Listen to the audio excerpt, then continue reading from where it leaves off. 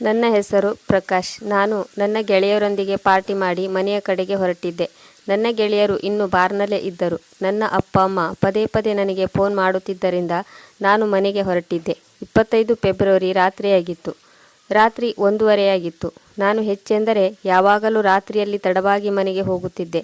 ಬೀದಿಯಲ್ಲಿ ನೀರವ ಮೌನ ಆವರಿಸಿತ್ತು. ರಾತ್ರಿಯ ಕಗ್ಗತ್ತಲು ದಾರಿಯನ್ನು ಅಪ್ಪಿಕೊಂಡಿತ್ತು. ದಾರಿಯ ಎರಡೂ ಕಡೆಗೂ ಮೌನ ಆವರಿಸಿತ್ತು. ಸಮಯ ನಿಧಾನವಾಗಿ ಸಾಗುತ್ತಾ ಎಲ್ಲೋ ಹೋಗಿ ನಿಂತುಕೊಂಡಂತೆ ಅನಿಸುತ್ತಿತ್ತು. ನಾನು ನನ್ನ ಗಾಡಿಯನ್ನು ವೇಗವಾಗಿ ಓಡಿಸುತ್ತಿದ್ದೆ. ಗಾಡಿ ಒಳಗಡೆ ಎಸಿಯ ಬಿಸಿ ಗಾಳಿಯಲ್ಲಿ ಕುಳಿತುಕೊಂಡಿದ್ದೆ. ನನ್ನ ಗಾಡಿಯಲ್ಲಿ ಮಧುರವಾದ ಹಾಡು ಮೆಲ್ಲನೆ ಕೇಳಿಸುತ್ತಿತ್ತು. ಯಾವುದೇ ಗುರಿಯಿಲ್ಲದೆ ಸಾಗುವಂತೆ ನಾನು ಸಾಗುತ್ತಿದ್ದೆ. ತಲೆಯಲ್ಲಿ ಓಡುತ್ತಿರುವ ವಿಚಾರಗಳನ್ನು ಬದಿಗೊತ್ತಿ ಹೊರಬಂದಾಗ ಆಕಸ್ಮಿಕವಾಗಿ ಮಂಜು ಮುಸುಕಿನಲ್ಲಿ ಗಾಡಿಯ ಹೆಡ್ಲೈಟ್ ದೂರದಲ್ಲಿ ಒಂದು ನೆರಳು ಕಾಣಿಸಿಕೊಂಡಿತ್ತು. ನನ್ನ ದೃಷ್ಟಿ ಆ ನೆರಳಿನ ಮೇಲೆ ಬೀಳುತ್ತಿದ್ದಂತೆ ಸುಮಾರು 20 ವರ್ಷ ವಯಸ್ಸಿನ ಒಬ್ಬಳು ಹುಡುಗಿಯಾಗಿರಬಹುದು. ಅವಳು ಗುಲಾಬಿ ಬಣ್ಣದ ಸೂಟನ್ನು ಧರಿಸಿದ್ದಳು. ದುಪ್ಪಟ್ಟದಿಂದ ತನ್ನನ್ನು ತಾನು ಮುಚ್ಚಿಕೊಂಡಿದ್ದಳು. ಅವಳ ಕೂದಲುಗಳು ಹರಡಿಕೊಂಡಿದ್ದವು. ಅವಳ ಕಣ್ಣಿನಿಂದ ಕಣ್ಣೀರು ಸುರಿಯುತ್ತಿತ್ತು. ಅವಳು ದಾರಿಯ ಬದಿಯಲ್ಲಿ ನಿಂತುಕೊಂಡಿದ್ದಳು. ಅವಳು ಯಾರಾದರೂ ತನ್ನ ಬಳಿ ಬಂದು ನಿಲ್ಲಬಹುದು ಎಂದು ಅಂದುಕೊಂಡು ಕಾಯುತ್ತಿರುವಂತೆ ಕಂಡಳು. ಆ ಹುಡುಗಿಯನ್ನು ನೋಡಿ ನನಗೆ ಅವಳ ಮೇಲೆ ಇಂಟ್ರೆಸ್ಟ್ ಬಂದಿತ್ತು. ತೊಂದರೆಯಲ್ಲಿ ಸಿಲುಕಿರಬಹುದು ಎಂದುಕೊಂಡು ನಾನು ಕಾರಿನ ಸ್ಪೀಡನ್ನು ಕಡಿಮೆ ಮಾಡಿದೆ ಮತ್ತು ಗ್ಲಾಸನ್ನು ಕೆಳಗಿಳಿಸಿದೆ. ಗಾಡಿಯಿಂದ ಇಳಿದು ಹುಡುಗಿಯ ಬಳಿ ಹೋದೆ ಮತ್ತು ಅವಳಲ್ಲಿ ಕೇಳಿದೆ, ಯಾರು ನೀನು ಮತ್ತು ಇಲ್ಲಿ ನಿಂತು ಏಕೆ ಅಳುತ್ತಿದ್ದೀಯಾ? ಅವಳು ನನ್ನನ್ನು ನೋಡಿ ಅಚ್ಚರಿಗೊಳ್ಳಲಿಲ್ಲ. ಯಾರಾದರೂ ಬಂದು ಅವಳ ಬಳಿ ಗಾಡಿ ನಿಲ್ಲಿಸುತ್ತಾರೆ ಎಂದು ಅವಳಿಗೆ ಮೊದಲೇ ಗೊತ್ತಿತ್ತು ಎಂದು ಅನಿಸುತ್ತದೆ. ಆನಂತರ ಅವಳು ನಿಧಾನವಾಗಿ ಹೇಳಿದಳು, ಅಮ್ಮನ ಚಿಕಿತ್ಸೆಗಾಗಿ ಹಣ ಬೇಕು. ನನ್ನ ಅಮ್ಮ ಅನಾರೋಗ್ಯ ಪೀಡಿತರಾಗಿದ್ದಾರೆ. ಅವಳು ಹಾಸಿಗೆಯಲ್ಲಿ ಬಿದ್ದುಕೊಂಡಿದ್ದಾಳೆ. ಸಾವು ಬದುಕಿನ ನಡುವೆ ಹೋರಾಡುತ್ತಿದ್ದಾಳೆ. ನಾನು ಅವಳ ಮಾತು ಕೇಳಿ ಮೊದಲಂತೂ ಸುಮ್ಮನಾದೆ. ಆಗ ನನ್ನ ತುಟಿಯ ಮೇಲೆ ಒಂದು ಕಿರು ನಗು ಮೂಡಿತು. ನಾನು ಯೋಚಿಸಿದೆ, ಎಂತಹ ದಿನ ಬಂತು. ಒಂದು ಸುಂದರವಾದ ಹುಡುಗಿ ಬೀದಿಯಲ್ಲಿ ನಿಂತು ಎಂತಹ ಮಾತುಗಳನ್ನು ಆಡುತ್ತಿದ್ದಾಳೆ. ಇದು ಭಿಕ್ಷೆ ಬೇಡುವ ಯಾವುದೋ ಒಂದು ಹೊಸ ರೀತಿ ಇರಬಹುದು. ಪ್ರಾಯದ ಹುಡುಗಿಗೆ ಯಾರು ಭಿಕ್ಷೆಯನ್ನು ನೀಡುವುದಿಲ್ಲ ಎಂದು ತೋರುತ್ತದೆ. ಆದ್ದರಿಂದ ಅವಳು ತನ್ನ ಅಮ್ಮನ ಚಿಕಿತ್ಸೆಯ ನೆಪವನ್ನು ಹುಡುಕಿಕೊಂಡಿದ್ದಾಳೆ. ಅಮ್ಮ, ಚಿಕಿತ್ಸೆ ಮತ್ತು ಕಣ್ಣೀರು ಇದೆಲ್ಲವೂ ಸೇರಿ ಎಮೋಷನಲ್ ಕಥೆಯನ್ನು ಹೆಣೆದಿದ್ದಾಳೆ. ಮತ್ತು ಈ ಸಮಯದಲ್ಲಿ ನನ್ನೊಳಗಿನ ಅಹಂಕಾರ ಜಾಗೃತವಾಯಿತು. ನಾನು ಮುಗುಳ್ನಕ್ಕೂ ಆ ಹುಡುಗಿಗೆ ಹೇಳಿದೆ, ಒಂದು ವೇಳೆ ಈ ಮಾತು ಸತ್ಯವಾಗಿದ್ದರೆ, ನಿನ್ನ ಅಮ್ಮ ಅನಾರೋಗ್ಯ ಪೀಡಿತಳೇ ಆಗಿದ್ದರೆ ಮತ್ತು ನಿನ್ನ ಅಮ್ಮನ ಚಿಕಿತ್ಸೆಗಾಗಿ ಹಣ ಬೇಕಿದ್ದರೆ ನೀನು ನನ್ನ ಎದುರಿಗೆ ಡ್ಯಾನ್ಸ್ ಮಾಡಿ ತೋರಿಸು. ಈ ಮಾತನ್ನು ಹೇಳುವಾಗ ನಾನು ನನ್ನನ್ನು ತುಂಬ ಚಾಣಾಕ್ಷನೆಂದು ಅಂದುಕೊಂಡಿದ್ದೆ. ಈ ಮಾತನ್ನು ಕೇಳಿ ಹುಡುಗಿ ನನ್ನ ಕಣ್ಣಿಂದ ತಪ್ಪಿಸಿಕೊಳ್ಳದೆ ನನ್ನ ಕಣ್ಣಲ್ಲಿ ಕಣ್ಣಿಟ್ಟು ನೋಡತೊಡಗಿದಳು. ಅವಳ ಮುಖದ ಮೇಲೆ ಸಿಟ್ಟಾಗಲಿ ಅಚ್ಚರಿಯಾಗಲಿ ಕಾಣಿಸಲಿಲ್ಲ. ಅವಳ ಮುಖದ ಮೇಲೆ ಗಂಭೀರತೆ ಇತ್ತು. ಅದು ನಗುವಿಗಿಂತಲೂ ಹೆಚ್ಚು ಶಕ್ತಿಶಾಲಿಯಾಗಿತ್ತು. ಅವಳು ನನ್ನ ಕಣ್ಣಲ್ಲಿ ಕಣ್ಣಿಟ್ಟು, ನೀನೇನು ಹೇಳುತ್ತಿರುವೆಯೋ ಅದು ನಿನ್ನ ಅಧಿಕ ಪ್ರಸಂಗವಾಗಿದೆ, ನಿನ್ನ ಕೊಳಕು ಬುದ್ಧಿಯಾಗಿದೆ. ನಾನು ಇದನ್ನು ಕೂಡ ಮಾಡಬಲ್ಲೆ ಎಂದು ಅವಳ ಕಣ್ಣುಗಳು ನನ್ನಲ್ಲಿ ಹೇಳುತ್ತಿರುವಂತೆ ತೋರಿತು. ಕೆಲವು ಸಮಯದ ನಂತರ ಅವಳು ತಲೆ ತಗ್ಗಿಸಿದಳು ಮತ್ತು ಇಷ್ಟೇ ಹೇಳಿದಳು, ನಡೆಯಿರಿ, ನಾನು ನಿಮ್ಮ ಜೊತೆಗೆ ಬರಲು ತಯಾರಾಗಿದ್ದೇನೆ. ನಾನು ಎಲ್ಲಿ ಡ್ಯಾನ್ಸ್ ಮಾಡಬೇಕು? ಅವಳ ಮಾತು ಕೇಳಿ ನನಗೆ ಅಚ್ಚರಿಯಾಯಿತು. ಅವಳ ಒಂದೊಂದು ಮಾತುಗಳು ನನ್ನ ಮುಖಕ್ಕೆ ಹೊಡೆದ ಹಾಗೆ ಇತ್ತು. ಅವಳು ಕೂಗಾಡದೆ ಚೀರಾಡದೆ ನನ್ನ ಅಹಂಕಾರವನ್ನು ಇಳಿಸಿದಳು. ನಾನು ಗಾಡಿಯ ಬಾಗಿಲನ್ನು ತೆರೆದೆ. ಅವಳು ಸುಮ್ಮನೆ ಹಿಂದಿನ ಸೀಟಿನಲ್ಲಿ ಬಂದು ಕುಳಿತಳು. ನಾನು ಮಿರರ್ನಿಂದ ಅವಳ ಮುಖವನ್ನು ನೋಡತೊಡಗಿದೆ. ಅವಳು ಈಗಲೂ ಕಣ್ಣೀರು ಹಾಕುತ್ತಿದ್ದಳು. ಆದರೆ ಅವಳು ಯಾವುದೇ ರಿಕ್ವೆಸ್ಟ್ ಮಾಡಿಕೊಳ್ಳಲಿಲ್ಲ ಅಥವಾ ದಯೆ ತೋರು ಎನ್ನುವಂತೆ ಭಿಕ್ಷೆ ಬೇಡುವ ಹಾಗೆ ಕಾಣಲಿಲ್ಲ. ಅವಳ ಮುಖದ ಮೇಲೆ ಗಂಭೀರತೆ ಮಾತ್ರ ಇತ್ತು. ನಾನು ಅವಳಲ್ಲಿ ಮಾತನಾಡಲು ಪ್ರಯತ್ನಿಸಿದೆ. ಅವಳಲ್ಲಿ ಕೇಳಿದೆ, ನಿನ್ನ ಹೆಸರೇನು? ಅವಳು ನನ್ನ ಹೆಸರು ಸಂಧ್ಯಾ ಎಂದು ಹೇಳಿದಳು. ಆಗ ನಾನು ಹೇಳಿದೆ, ಎಲ್ಲಿ ಇರುತ್ತೀಯಾ? ಅವಳು ಹೇಳಿದಳು, ನನ್ನ ಅಮ್ಮ ಎಲ್ಲಿ ಬಿದ್ದಿದ್ದಾಳೋ ನಾನು ಅಲ್ಲೇ ಇರುತ್ತೇನೆ ಎಂದಳು. ನಾನು ಅವಳಲ್ಲಿ ಇನ್ನೂ ಏನೇನೋ ಕೇಳಬೇಕೆಂದಿದ್ದೆ. ಆದರೆ ಅವಳಲ್ಲಿ ಈಗ ಏನನ್ನು ಕೇಳುವುದು ಅಸಮಂಜಸ ಎಂದು ತೋರಿತು. ನಾನು ಗಾಡಿಯನ್ನು ಅದೇ ಬಾರಿನ ಹೊರಗಡೆ ನಿಲ್ಲಿಸಿದೆ. ಈಗಷ್ಟೇ ನಾನು ಇದೇ ಬಾರ್ನಿಂದ ಪಾರ್ಟಿಯನ್ನು ಮಾಡಿಕೊಂಡು ಹೋಗಿದ್ದೆ. ಒಳಗಡೆ ಅದೇ ಬೆಳಕು, ಅದೇ ಕೂಗಾಟ ಮತ್ತು ನಗುವಿನೊಂದಿಗೆ ಶಬ್ದಗಳು ಕೇಳಿ ಬರುತ್ತಿದ್ದವು. ಇದೇ ಪ್ರಪಂಚದಲ್ಲಿ ನಾನು ನನ್ನ ಹೆಚ್ಚಿನ ಸಮಯವನ್ನು ಕಳೆಯುತ್ತಿದ್ದೆ. ನಾನು ಹುಡುಗಿಯರು ಡ್ಯಾನ್ಸ್ ಮಾಡುವುದನ್ನು ನೋಡಲು, ಅವರ ಸೌಂದರ್ಯವನ್ನು ಸವಿಯಲು ಮತ್ತು ಡ್ರಿಂಕ್ಸ್ ಮಾಡಲು ಇಲ್ಲಿಗೆ ಬರುತ್ತಿದ್ದೆ. ನಾನು ಅವಳಿಗೆ ಹೇಳಿದೆ, ಬಾರಿನ ಒಳಗಡೆ ನಡೆ, ನೀನು ಇಲ್ಲಿ ಡ್ಯಾನ್ಸ್ ಮಾಡಬೇಕು. ನಾನು ಅವಳಿಗೆ ಬೈಯುತ್ತಾ ಹೇಳಿದಾಗ ನಾನು ಡ್ಯಾನ್ಸ್ ಮಾಡಲು ತಯಾರಾಗಿದ್ದೇನೆ ಎನ್ನುವಂತೆ ಅವಳ ಮುಖದ ಭಾವ ಇತ್ತು. ಆದರೆ ನನ್ನ ಧ್ವನಿಯಲ್ಲಿ ಅಷ್ಟೊಂದು ಶಕ್ತಿ ಇರಲಿಲ್ಲ. ಅವಳು ಗಾಡಿಯಿಂದ ಇಳಿದವಳೇ ಚಳಿಯಿಂದ ನಡುಗುತ್ತಿದ್ದಳು. ಆದರೆ ಅವಳ ಹೆಜ್ಜೆಗಳು ಸದೃಢವಾಗಿತ್ತು. ಒಳಗಡೆ ಬರುತ್ತಿದ್ದಂತೆ ಅವಳ ದೃಷ್ಟಿ ಮತ್ತೊಮ್ಮೆ ನನ್ನ ಮೇಲೆ ಬಿತ್ತು. ಹುಡುಗಿಯನ್ನು ನೋಡಿ ಹುಡುಗರ ಮುಖದಲ್ಲಿ ಅದೇ ವಕ್ರ ದೃಷ್ಟಿಯು ಬಾರ್ನ ಹೊಳೆಯುತ್ತಿರೋ ಬೆಳಕಿನಲ್ಲಿ ಅಡಗಿಕೊಂಡಿತ್ತು. ಅವಳು ಬಾರ್ನ ಸ್ಟೇಜ್ನ ಬಳಿ ಹೋಗಿ ಓಡುತ್ತಿರುವ ಹಾಡಿಗೆ ಡ್ಯಾನ್ಸ್ ಮಾಡತೊಡಗಿದಳು. ನನ್ನ ಗೆಳೆಯರು ಈಗಲೂ ಅಲ್ಲಿ ಹಾಜರಿದ್ದರು. ಅವರು ನನ್ನಲ್ಲಿ ಕೇಳತೊಡಗಿದರು, ಗೆಳೆಯ, ಈ ಹುಡುಗಿ ಯಾರು? ನೀನಂತೂ ಮನೆಗೆ ಹೊರಟು ಹೋಗಿದ್ದೀಯಲ್ಲವೇ? ಆಗ ನಾನು ಹೇಳಿದೆ, ಯಾರೆಂದು ಗೊತ್ತಿಲ್ಲ. ಪಾಪ ರಸ್ತೆಯಲ್ಲಿ ನಿಂತುಕೊಂಡಿದ್ದಳು. ನಾನು ಡ್ಯಾನ್ಸ್ ಮಾಡುತ್ತೀಯ ಎಂದು ಕೇಳಿದೆ. ಹುಡುಗಿ ತಯಾರಾದಳು. ನಂತರ ನನ್ನ ಗೆಳೆಯರು ಕೂಡ ಇಂಟ್ರೆಸ್ಟ್ನಿಂದ ಅವಳ ಡ್ಯಾನ್ಸನ್ನು ನೋಡತೊಡಗಿದರು. ಅವಳು ತುಂಬ ಚೆನ್ನಾಗಿ ಡ್ಯಾನ್ಸ್ ಮಾಡುತ್ತಿದ್ದಳು. ಆದರೆ ಇದು ಮನೆಯಲ್ಲಿ ಮಾಡುವ ಡ್ಯಾನ್ಸ್ ಆಗಿತ್ತು. ತುಂಬ ಜನ ಹುಡುಗಿಯರು ಮನೆಯಲ್ಲಿ ಸಿನಿಮಾ ಹೀರೋಯಿನ್ಗಳನ್ನು ನೋಡಿ ಪ್ರಾಕ್ಟೀಸ್ ಮಾಡುತ್ತಿದ್ದರು. ಅವಳ ಡ್ಯಾನ್ಸ್ ಕೂಡ ಇದೇ ರೀತಿಯ ಡ್ಯಾನ್ಸ್ ಆಗಿತ್ತು. ಈ ಹುಡುಗಿಯ ಡ್ಯಾನ್ಸ್ನಲ್ಲಿ ಡ್ಯಾನ್ಸ್ ಬಾರ್ ಹುಡುಗಿಯರ ಡ್ಯಾನ್ಸ್ನಲ್ಲಿ ಮೂಡಿಬರುವ ಮಾದಕತೆ ಇರಲಿಲ್ಲ. ಅವಳ ಹೆಜ್ಜೆಗಳು ತಡವರಿಸುತ್ತಿದ್ದವು. ಹೇಗೆ ತಡವರಿಸುತ್ತಿದ್ದವೆಂದರೆ ಕಳೆದು ಹೋದ ಯಾವುದೋ ನೋವಿನ ಕಡೆಗೆ ಅವಳನ್ನು ಕೊಂಡೊಯ್ಯುವಂತೆ ತೋರುತ್ತಿತ್ತು. ಹುಡುಗರು ಅವಳನ್ನು ನೋಡಿ ಚಪ್ಪಾಳೆ ಬಾರಿಸುತ್ತಿದ್ದರು, ಸೀಟಿ ಹೊಡೆಯುತ್ತಿದ್ದರು. ಕೆಲವರು ಅವಳ ಬಗ್ಗೆ ಕೆಟ್ಟ ಕೆಟ್ಟ ಕಮೆಂಟ್ಗಳನ್ನು ಮಾಡುತ್ತಿದ್ದರು. ಕೆಲವರಂತೂ ಅವಳ ಮೇಲೆ ನೋಟುಗಳನ್ನು ಎಸೆಯತೊಡಗಿದರು. ಕೆಲವರು ಅವಳ ಬಳಿಗೆ ಹೋಗಿ ಅವಳಿಗೆ ಅಂಟಿಕೊಂಡು ಡ್ಯಾನ್ಸ್ ಮಾಡಲು ಶುರು ಮಾಡಿದರು. ಆದರೆ ಅವಳು ಹಿಂದೆ ಸರಿಯುತ್ತಿದ್ದಳು ಮತ್ತು ಅವಳು ಅಸಹಾಯಕಿಯಂತೆ ತೋರುತ್ತಿದ್ದಳು. ಆದರೆ ನಾನು ನನ್ನ 2 ಕೈಗಳನ್ನು ಕಟ್ಟಿಕೊಂಡು ತುಂಬ ಹೊತ್ತಿನವರೆಗೆ ಇದನ್ನು ನೋಡುತ್ತಲೇ ಇದ್ದೆ. ಆಗ ನನ್ನೊಳಗೆ ಒಂದು ಪ್ರಶ್ನೆ ಮೂಡಿತ್ತು. ಯಾವುದೋ ಚಡಪಡಿಕೆ, ಯಾವುದೋ ಉತ್ಸಾಹ, ಅದನ್ನು ತುಂಬ ವರ್ಷಗಳಿಂದ ನಾನು ನನ್ನಲ್ಲಿ ಮುಚ್ಚಿಕೊಂಡಿದ್ದೆ. ಅವಳು ನೃತ್ಯ ಮಾಡುವಾಗ ನನಗೆ ಯಾವ ರೀತಿ ಅನಿಸಿತೆಂದರೆ ಅವಳು ಬೇರೆ ಯಾವ ಹುಡುಗಿಯೂ ಅಲ್ಲ, ಬದಲಾಗಿ ನನ್ನದೇ ಸ್ವಂತ ಆತ್ಮಸಾಕ್ಷಿ ಎಂಬಂತೆ ನನಗೆ ತೋರಿತು. ಇದೆಲ್ಲ ನನ್ನ ಕಣ್ಣ ಮುಂದೆ ನಡೆಯುತ್ತಿತ್ತು. ಡ್ಯಾನ್ಸ್ ಮುಗಿದಾಗ ಅವಳು ಸುಮ್ಮನೆ ಸ್ಟೇಜ್ನಿಂದ ಕೆಳಕ್ಕೆ ಬಂದಳು. ನೆಲದ ಮೇಲೆ ಬಿದ್ದಿದ್ದ ಎಲ್ಲ ನೋಟುಗಳನ್ನು ಎತ್ತಿಕೊಳ್ಳಲು ಶುರು ಮಾಡಿದಳು ಮತ್ತು ನನ್ನ ಕಡೆ ನೋಡದೆ ಅವಳು ಅಲ್ಲಿಂದ ಹೊರಗೆ ಹೋದಳು. ನಾನು ಬೇಗ ಬೇಗ ಅವಳ ಹಿಂದೆ ಬಂದೆ ಮತ್ತು ಅವಳನ್ನು ಕೂಗಿ ಕರೆದೆ. ಅವಳು ನನ್ನ ಕಡೆ ನೋಡಿದಾಗ ನಾನು ಹೇಳಿದೆ, ನಿನ್ನ ಅಮ್ಮನ ಆರೋಗ್ಯ ಸರಿಯಿಲ್ಲವೆಂದು ನೀನು ಸುಳ್ಳು ಹೇಳುತ್ತಿದ್ದೆ ಅಲ್ಲವೇ? ನಿನ್ನ ಅಮ್ಮ ಸಾವು ಬದುಕಿನ ನಡುವೆ ಹೋರಾಡುತ್ತಿದ್ದಾಳೆ. ಅದರರ್ಥ ಅವಳು ತುಂಬ ಅನಾರೋಗ್ಯ ಪೀಡಿತಳಾಗಿದ್ದಾಳೆ. ಇಂತಹ ಸಂದರ್ಭದಲ್ಲಿ ಯಾವ ಮಗಳಾದರೂ ಡ್ಯಾನ್ಸ್ ಬಾರ್ಗೆ ಬಂದು ಡ್ಯಾನ್ಸ್ ಮಾಡುತ್ತಾಳೇನು? ಇದೆಲ್ಲವನ್ನು ನೀನು ಹಣಕ್ಕಾಗಿ ಮಾಡಿದ್ದೀಯಾ? ಅವಳು ಇಲ್ಲಿಯವರೆಗೆ ನಿಧಾನವಾಗಿ ನಾನು ಹೇಳುವುದನ್ನು ಕೇಳಿಸಿಕೊಳ್ಳುತ್ತಾ ನಡೆಯುತ್ತಿದ್ದವಳು ತಕ್ಷಣ ನಿಂತಳು. ಅವಳು ನಿಧಾನವಾಗಿ ತಲೆಯನ್ನು ತಿರುಗಿಸಿ ನನ್ನ ಕಡೆ ನೋಡಿದಳು. ಆದರೆ ಅವಳ ಕಣ್ಣಿನಲ್ಲಿ ಎಂತಹ ವಿಚಿತ್ರ ನೋವಿತ್ತೆಂದರೆ ಆ ನೋವುಗಳು ದುಃಖವನ್ನು ತೋರ್ಪಡಿಸುತ್ತಿರಲಿಲ್ಲ. ಅದು ತನ್ನ ಮುಂದಿರುವ ಸವಾಲುಗಳನ್ನು ಎದುರಿಸಲು ಸಜ್ಜಾಗಿರುವಂತೆ ತೋರುತ್ತಿತ್ತು. ಅವಳ ಕಣ್ಣಿನಲ್ಲಿ ಅಡಗಿರುವ ಅಪಾಯದ ಮುನ್ಸೂಚನೆಯು ನಾನು ತಿಳಿದು ಕೂಡ ತಿಳಿಯದಂತೆ ವರ್ತಿಸುತ್ತೇನೆ ಎಂದು ನನ್ನಲ್ಲಿ ಪ್ರಶ್ನೆಗಳನ್ನು ಕೇಳುವಂತೆ ತೋರುತ್ತಿತ್ತು. ಅವಳ ಧ್ವನಿ ನಡುಗುತ್ತಿತ್ತು. ಆದರೆ ಅವಳ ಶಬ್ದಗಳಲ್ಲಿ ಯಾವುದೇ ನಿವೇದನೆ ಇರಲಿಲ್ಲ. ಕೇವಲ ಅವಳಲ್ಲಿ ಹುದುಗಿದ್ದ ನೋವು ಮಾತ್ರ ಎದ್ದು ತೋರುತ್ತಿತ್ತು. ಅವಳು ಹೇಳಿದಳು, ಸಾಹೇಬರೇ, ನಿಜವಾಗಲೂ ನನ್ನ ಅಮ್ಮ ಅನಾರೋಗ್ಯ ಪೀಡಿತಳಾಗಿದ್ದಾಳೆ. ಅವಳ ಕುತ್ತಿಗೆಯಲ್ಲಿ ಟ್ಯೂಮರ್ ಬೆಳೆದಿದೆ. ಇದರಿಂದಾಗಿ ಅವಳು ಮನೆಯಲ್ಲಿ ನರಳುತ್ತಿದ್ದಾಳೆ. ನಿಮಗೆ ನನ್ನ ಮೇಲೆ ನಂಬಿಕೆ ಬರದಿದ್ದರೆ ನೀವು ನನ್ನ ಜೊತೆ ಮನೆಗೆ ಬಂದು ನೋಡಬಹುದು. ಅವಳ ಮಾತುಗಳನ್ನು ಕೇಳಿ ನಾನು ಗರಬಡಿದವನಂತಾದೆ. ನನ್ನ ಹೃದಯ ಸ್ತಂಭನವಾಯಿತು.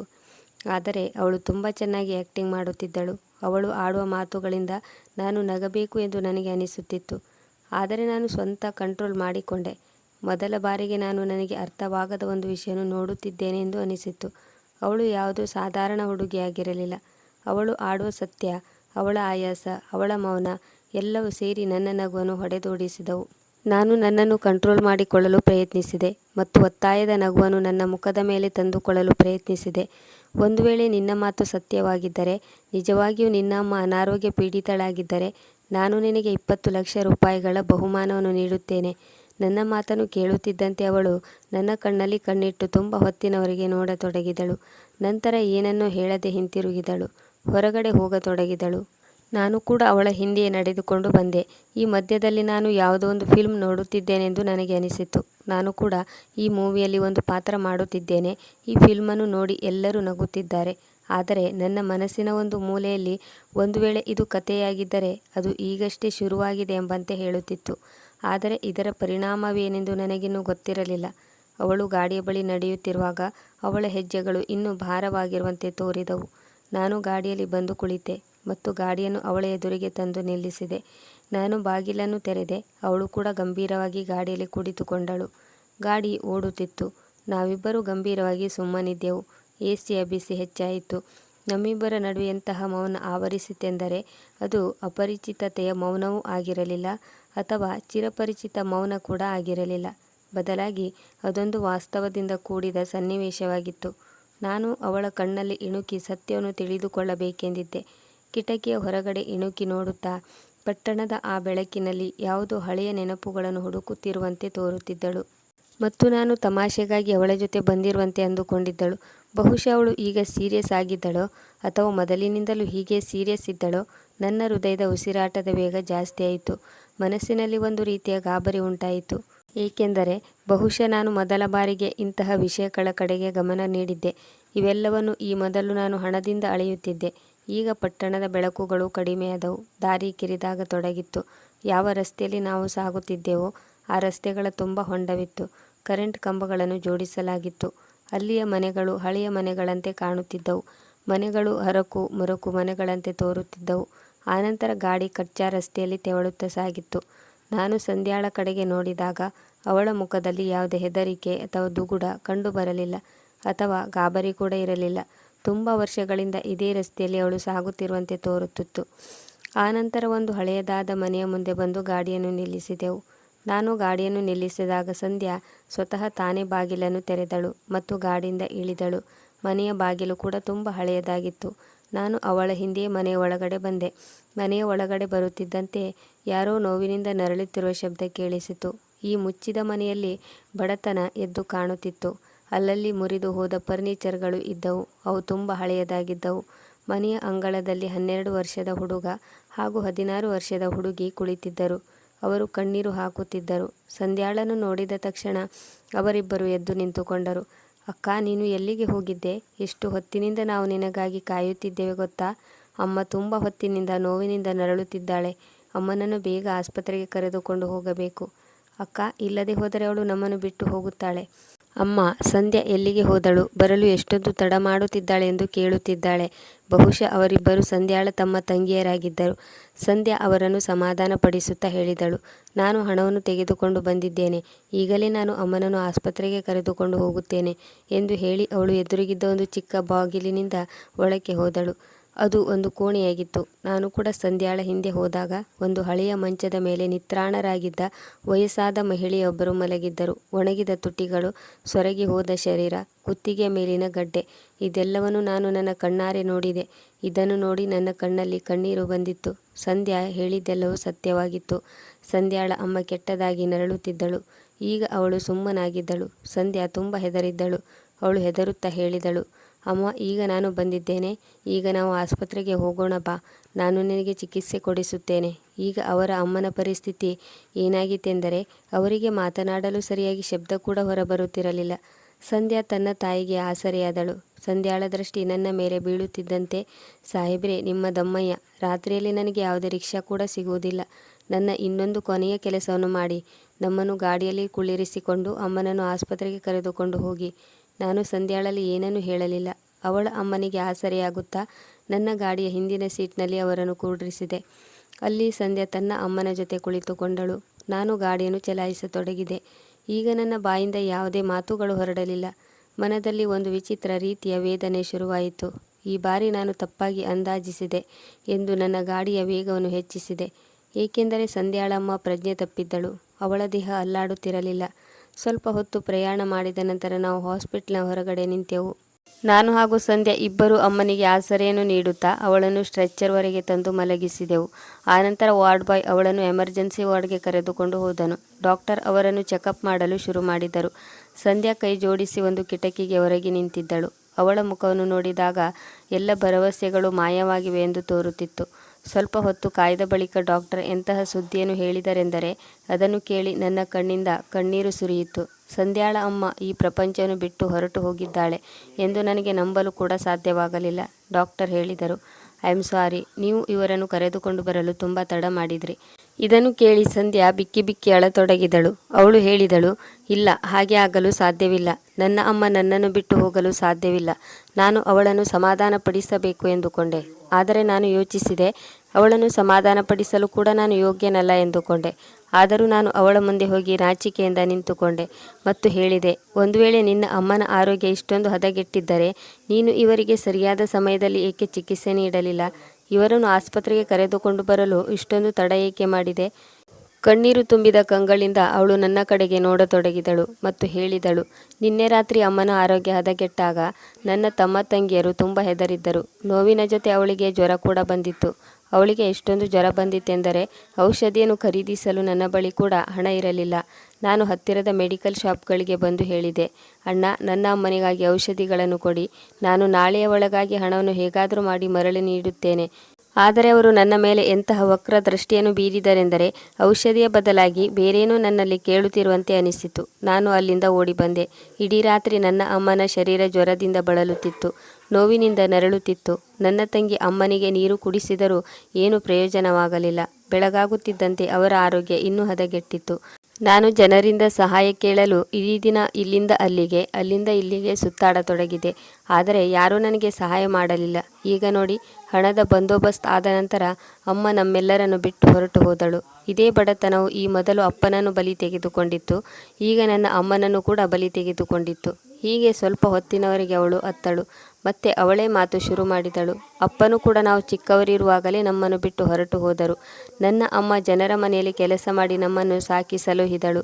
ಜನರ ಬೈಗುಳಗಳನ್ನು ಕೇಳಿಸಿಕೊಂಡಳು, ಸಹಿಸಿಕೊಂಡಳು. ಜನರ ಮನೆಯಲ್ಲಿ ಸಿಕ್ಕ ಎಲ್ಲ ಕೆಲಸಗಳನ್ನು ಮಾಡಿದಳು. ಬಟ್ಟೆ ತೊಳೆದಳು, ಪಾತ್ರೆ ವಾಶ್ ಮಾಡಿದಳು.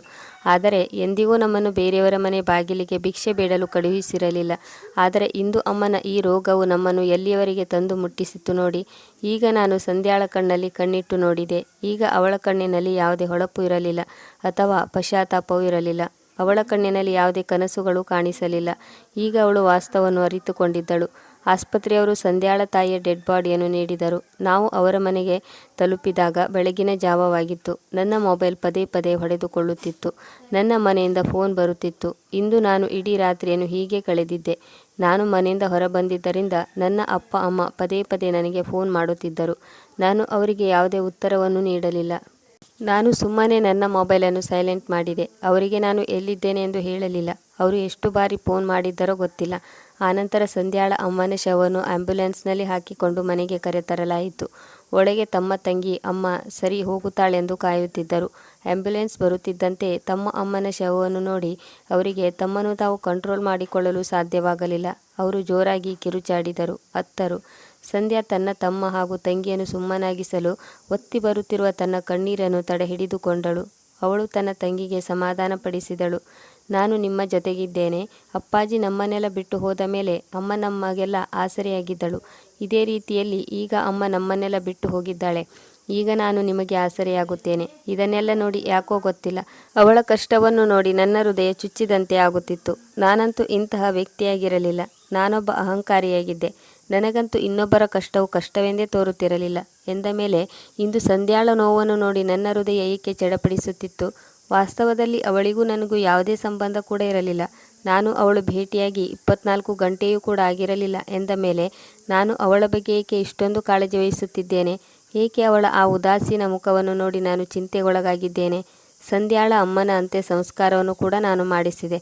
ಸಂಧ್ಯಾಳ ಅಮ್ಮನ ಅಂತ್ಯ ಸಂಸ್ಕಾರಕ್ಕೂ ಮೊದಲು ನಾನು ಅಲ್ಲಿಂದ ಹೊರಟು ಹೋಗುತ್ತಿದ್ದೆ. ಆಗ ಸಂಧ್ಯಾ ನನ್ನನ್ನು ಕೂಗಿ ಕರೆದು ಹೇಳಿದಳು, ಸಾಹೇಬ್ರೆ, ನೀವು ನನಗೆ ತುಂಬ ಸಹಾಯ ಮಾಡಿದ್ದೀರಿ ಮತ್ತು ಕೊನೆಯದಾಗಿ ಇನ್ನೊಂದು ಸಹಾಯ ಮಾಡಿ. ನನ್ನ ಅಮ್ಮನ ಅಂತಿಮ ಸಂಸ್ಕಾರಕ್ಕೆ ನಿಮ್ಮ ಹೆಗಲನ್ನು ನೀಡಿ. ಆನಂತರ ನಾನು ಅವಳ ತಮ್ಮ ತಂಗಿಯ ಜೊತೆ ಸೇರಿ ಅವರ ಅಮ್ಮನ ಅಂತಿಮ ಸಂಸ್ಕಾರಕ್ಕೆ ಹೆಗಲು ಕೂಡ ನೀಡಿದೆ.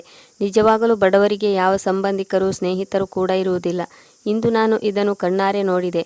ನಾನು ನನ್ನ ಇಡೀ ಜೀವನವನ್ನು ಸುಳ್ಳು, ಚಾಣಾಕ್ಷತೆ, ಬಿಸ್ನೆಸ್ ಮತ್ತು ಲಾಭದ ಬಗ್ಗೆ ಮಾತ್ರ ಚಿಂತಿಸುತ್ತಿದ್ದೆ.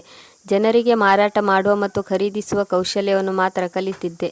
ಇಂದು ಮೊದಲ ಬಾರಿಗೆ ನಾನು ಯಾವುದೋ ವ್ಯಕ್ತಿಯ ವಾಸ್ತವ ಪರಿಸ್ಥಿತಿಯ ಎದುರಿಗೆ ನಿಂತಿದ್ದೆ. ನನ್ನ ಕೈಕಾಲುಗಳು ನಡುಗುತ್ತಿದ್ದವು. ಗಂಡಸರು ಯಾವಾಗಲೂ ದೊಡ್ಡ ದೊಡ್ಡ ಮಾತುಗಳನ್ನಾಡುತ್ತಾರೆ. ಆದರೆ ಯಾವಾಗ ನಾವು ಆಡಿದ ಶಬ್ದಗಳು ನಮಗೆ ಮೋಸ ಮಾಡುತ್ತವೆಯೋ ಆಗ ಹೃದಯಕ್ಕೆ ಗಾಯವಾಗುತ್ತದೆ. ಅವರ ಅಮ್ಮನ ಚಿತೆಯು ದಹನವಾದ ತುಂಬ ಹೊತ್ತಿನ ನಂತರವೂ ಕೂಡ ಸಂಧ್ಯಾ ಮತ್ತು ಅವಳ ತಮ್ಮ ತಂಗಿ ಸ್ಮಶಾನದಲ್ಲಿ ಅಳುತ್ತಲೇ ಇದ್ದರು. ಸಂಧ್ಯಾಳು ತನ್ನ ತಮ್ಮ ತಂಗಿಯರ ತಲೆ ಸವರುತ್ತಾ ಅವರನ್ನು ಸಮಾಧಾನಪಡಿಸುತ್ತಿರುವುದನ್ನು ನನ್ನ ಕಣ್ಣಾರ ನೋಡಿದೆ. ಅವಳ ತಮ್ಮ ತಂಗಿಯರ ಕಣ್ಣುಗಳಲ್ಲಿ ಆವರಿಸಿದ ಮೌನವು ಚೀರಾಟಕ್ಕಿಂತಲೂ ಹೆಚ್ಚು ನೋವಿನಿಂದ ಕೂಡಿತ್ತು. ತಕ್ಷಣ ನಾನು ನನ್ನ ಜೇಬಿನಿಂದ ಒಂದು ಚೆಕ್ ಬುಕ್ಕನ್ನು ಹೊರತೆಗೆದೆ ಮತ್ತು ಪೆನ್ನಿನಿಂದ ಬರೆಯತೊಡಗಿದೆ. ನನ್ನ ಕೈ ನಡುಗಿ ಹೋಯಿತು. ನಾನು 20 ಲಕ್ಷದ ಚೆಕ್ ಬರೆದೆ. ನಾನು ಹೀಗೆ ಮಾಡುತ್ತೇನೆಂದು ಈ ಮೊದಲು ಸಂಧ್ಯಾಳಿಗೆ ಬೈಯುತ್ತಾ ಹೇಳಿದೆ. ಅದು ಈಗ ನನ್ನ ಕಣ್ಣೆದುರು ಸತ್ಯವಾಗಿ ಪರಿಣಮಿಸಿತ್ತು. ಚೆಕ್ಕನ್ನು ತುಂಬಿ ಚೆಕ್ಕನ್ನು ಸಂಧ್ಯಾಳ ಕಡೆಗೆ ಹಿಡಿದಾಗ ಅವಳು ನನ್ನ ಕಡೆಗೆ ನೋಡುತ್ತಿರಲಿಲ್ಲ. ಬದಲಾಗಿ ಅವಳು ತನ್ನ ತಮ್ಮ ತಂಗಿಯರನ್ನು ಸಂಭಾಳಿಸುವುದರಲ್ಲಿ ಮಗ್ನಳಾಗಿದ್ದಳು. ನಾನು ಚೆಕ್ಕನ್ನು ಅವಳ ಮುಂದೆ ಇಟ್ಟೆ. ಅವಳು ನಿಧಾನವಾಗಿ ಚೆಕ್ಕನ್ನು ನೋಡಿದಳು ಮತ್ತು ನನ್ನ ಕಣ್ಣಲ್ಲಿ ಕಣ್ಣಿಟ್ಟು ಹೇಳಿದಳು, ನನ್ನ ಅಮ್ಮನ ಸಾವಿನ ಬೆಲೆಯೇ ಅಥವಾ ನನ್ನ ಬೆಲೆಯೇ ಎಂದು ಕೇಳಿದಳು. ಈ ಪ್ರಶ್ನೆಯಿಂದ ನನ್ನ ಶರೀರ ಸ್ತಬ್ಧವಾಯಿತು. ನಾನು ಏನನ್ನೋ ಹೇಳಲು ಹೊರಟೆ, ಆದರೆ ನನ್ನ ಶರೀರ ಇದಕ್ಕೆ ಸಹಕರಿಸಲಿಲ್ಲ. ಬಹುಶಃ ಇದನ್ನೇ ನಾಚಿಕೆ ಎಂದು ಹೇಳುತ್ತಾರೆ. ನಾಚಿಕೆಯಿಂದ ನನಗೆ ಏನು ಮಾತನಾಡಲು ಸಾಧ್ಯವಾಗಲಿಲ್ಲ. ನಾನು ತಲೆ ತಗ್ಗಿಸಿದೆ. ಈಗ ನಾನು ಈ ಪಟ್ಟಣದ ಅತಿ ದೊಡ್ಡ ಬಿಸ್ನೆಸ್ ಮ್ಯಾನ್ ಮಗ ಎಂದು ಹೇಳಿಕೊಳ್ಳಲು ಕೂಡ ಯೋಗ್ಯನಾಗಿರಲಿಲ್ಲ. ಈಗ ನಾನೊಬ್ಬ ಅಪರಾಧಿಯಾಗಿದ್ದೆ. ನಾನು ಈ ಹುಡುಗಿಯನ್ನು ಎಲ್ಲರ ಮುಂದೆ ಒಂದು ತಮಾಷೆ ಎಂದು ಅಂದುಕೊಂಡೆ. ಸಂಧ್ಯಾ ಚೆಕ್ ಎತ್ತಿಕೊಂಡಳು ಮತ್ತು ಮರಳಿ ಅದನ್ನು ನೆಲದ ಮೇಲೆ ಇಟ್ಟಳು. ಅವಳ ತಮ್ಮ ಹಾಗೂ ತಂಗಿ ಕೂಡ ಇದನ್ನೆಲ್ಲ ನೋಡುತ್ತಿದ್ದರು. ಇದರರ್ಥ ಅವಳು ಚೆಕ್ ತೆಗೆದುಕೊಳ್ಳುವುದನ್ನು ನಿರಾಕರಿಸಿದ್ದಳು. ಜೀವನದಲ್ಲಿ ಮೊದಲ ಬಾರಿ ನನಗೆ ಇಷ್ಟೊಂದು ಮರ್ಯಾದೆಯಾಗಿತ್ತೆಂದರೆ ನನ್ನ ಮುಂದೆ ಹಸಿವು ಹಾಗೂ ಬಡತನದಲ್ಲಿ ಬೆಳೆದ ಹುಡುಗಿ ಒಬ್ಬಳು ನಿಂತಿದ್ದಳು. ಇಂತಹ ಪರಿಸ್ಥಿತಿಯಲ್ಲೂ ಅವಳು ತನ್ನ ತಲೆಯನ್ನು ತಗ್ಗಿಸಲಿಲ್ಲ. ಅವಳು ನನ್ನ ಷರತ್ತಿನ ಮೇಲೆ ಡ್ಯಾನ್ಸ್ ಮಾಡಲು ಕೂಡ ತಯಾರಾದಳು. ಅವಳಲ್ಲಿಯೂ ಕೂಡ ಅಂತಹ ಒಂದು ಅಹಂಕಾರವಿತ್ತು. ಅದು ನನ್ನ ದೌಲತ್ತಿಗೆ ಸಮನಾಗಿತ್ತು. ನಾನು ಚಿಕ್ಕಂದಿನಲ್ಲಿ ಕೇಳಿದ್ದೆ, ಹಣದಿಂದ ಮರ್ಯಾದೆಯನ್ನು ಕೊಳ್ಳಬಹುದು ಎಂದು ಅಂದುಕೊಂಡಿದ್ದೆ. ಆದರೆ ಒಬ್ಬ ವ್ಯಕ್ತಿಯು ಯಾವಾಗ ಅಸಹಾಯಕತೆಯಿಂದ ತಲೆ ಬಗ್ಗಿಸುವುದಿಲ್ಲವೋ ಆ ಸಂದರ್ಭದಲ್ಲಿ ಮರ್ಯಾದೆಯು ಜನ್ಮ ತಾಳುತ್ತದೆ ಎಂದು ನನಗೆ ತಿಳಿಯಿತು. ಸ್ವಲ್ಪ ಹೊತ್ತು ಸಂಧ್ಯಾ ಸುಮ್ಮನೆ ಇದ್ದಳು. ಆನಂತರ ತಮ್ಮ ತಂಗಿಯ ಜೊತೆಗೆ ಮನೆ ಕಡೆಗೆ ಹೊರಟಳು. ನಾನು ಸುಮ್ಮನೆ ನಿಂತ ಜಾಗದಲ್ಲಿ ನಿಂತು ಅವಳನ್ನು ನೋಡುತ್ತಲೇ ಇದ್ದೆ. ಈಗ ಅವಳು ಏಕಾಂಗಿಯಾಗಿದ್ದಳು. ಆದರೆ ಅವಳು ಈಗಲೂ ಯಾರಿಂದಲೂ ಸಹಾಯವನ್ನು ಕೇಳುತ್ತಿರಲಿಲ್ಲ. ನನ್ನಿಂದಾಗಲಿ ಅಥವಾ ಈ ಸಮಾಜದಿಂದಾಗಲಿ ಯಾವುದೇ ಸಹಾಯವನ್ನು ಪಡೆದುಕೊಳ್ಳಲು ಅವಳು ಬಯಸಲಿಲ್ಲ. ಏನೇ ಮಾಡಿದರೂ ಸ್ವತಃ ತಾನೇ ಮಾಡಬೇಕೆಂದು ಅಂದುಕೊಂಡಳು. ನಾನು ನನ್ನ ಮನೆಗೆ ಮರಳಿ ಬಂದೆ. ಇಂದು ನನ್ನ ಸ್ಥಿತಿ ತುಂಬ ಹಾಳಾಗಿ ಹೋಗಿತ್ತು. ನಾನು ಯಾವಾಗಲೂ ನಗುತ್ತಾ ಮನೆಯೊಳಗಡೆ ಬರುತ್ತಿದ್ದೆ. ಎಲ್ಲ ನೌಕರರನ್ನು ಮನೆಯ ಕೆಲಸದಲ್ಲಿ ತೊಡಗುವಂತೆ ಮಾಡುತ್ತಿದ್ದೆ. ಇಂದು ನನ್ನ ದೇಹ ಹಾಗೂ ಮನಸ್ಸು ಎರಡೂ ಮೌನವಾಗಿದ್ದವು. ನನ್ನ ಪೇರೆಂಟ್ಸ್ ನನ್ನನ್ನು ನೋಡಿ ತುಂಬ ಚಿಂತೆಗೊಳಗಾದರು. ನನ್ನಲ್ಲಿ ತುಂಬ ಪ್ರಶ್ನೆಗಳನ್ನು ಕೇಳತೊಡಗಿದರು. ನೀನು ಇಡೀ ರಾತ್ರಿ ಎಲ್ಲಿದ್ದೆ? ಮನೆಗೆ ಏಕೆ ಬರಲಿಲ್ಲ? ನಿನ್ನ ಆರೋಗ್ಯ ಇಷ್ಟೊಂದು ಏಕೆ ಕೆಟ್ಟಿದೆ? ರಾತ್ರಿ ಫೋನ್ ಏಕೆ ಎತ್ತಲಿಲ್ಲ? ಹೀಗೆ ಹಲವಾರು ಪ್ರಶ್ನೆಗಳನ್ನು ಕೇಳಿದರು ಮತ್ತು ನಾನು ಸುಮ್ಮನಿದ್ದೆ. ಅವರಿಗೆ ಉತ್ತರ ನೀಡಲು ನನಗೆ ಧೈರ್ಯವೇ ಬರಲಿಲ್ಲ. ಆಗ ನಾನು ಹೇಳಿದೆ, ನಾನು ನನ್ನ ಕೋಣೆಯೊಳಗೆ ಹೋಗುತ್ತಿದ್ದೇನೆ. ಪ್ಲೀಸ್ ನನ್ನಲ್ಲಿ ಯಾರು ಯಾವುದೇ ಪ್ರಶ್ನೆಗಳನ್ನು ಕೇಳಬೇಡಿ. ನಾನು ಸರಿಯಾಗಿದ್ದೇನೆ, ನನಗೇನೂ ಆಗಿಲ್ಲ ಎಂದು ಹೇಳಿ ನಾನು ಸೀದಾ ನನ್ನ ಕೋಣೆಯೊಳಗೆ ಬಂದೆ. ನಾನು ನನ್ನ ಶರ್ಟನ್ನು ತೆಗೆದು ಬೆಡ್ ಮೇಲೆ ಎಸೆದೆ. ನನ್ನ ವಾಚ್ ಮತ್ತು ಮೊಬೈಲ್ ಕೂಡ ಬೆಡ್ ಮೇಲೆ ಹಾಕಿದೆ. ಕಿಟಕಿ ಬಾಗಿಲುಗಳನ್ನು ಬಂದ್ ಮಾಡಿದೆ ಮತ್ತು ಕಿಟಕಿಯ ಪರದೆಯನ್ನು ಕೂಡ ಹಾಕಿದೆ. ಕೋಣೆಯ ಲೈಟನ್ನು ಬಂದ್ ಮಾಡಿ ಕತ್ತಲಲ್ಲಿ ಕುಳಿತುಕೊಂಡೆ. ಪದೇ ಪದೇ ನನ್ನ ಕಣ್ಣ ಮುಂದೆ ಸಂಧ್ಯಾಳ ಮುಖ ಹಾಗೂ ಅಸಹಾಯಕತೆ ಕಣ್ಣ ಮುಂದೆ ಬರುತ್ತಿತ್ತು.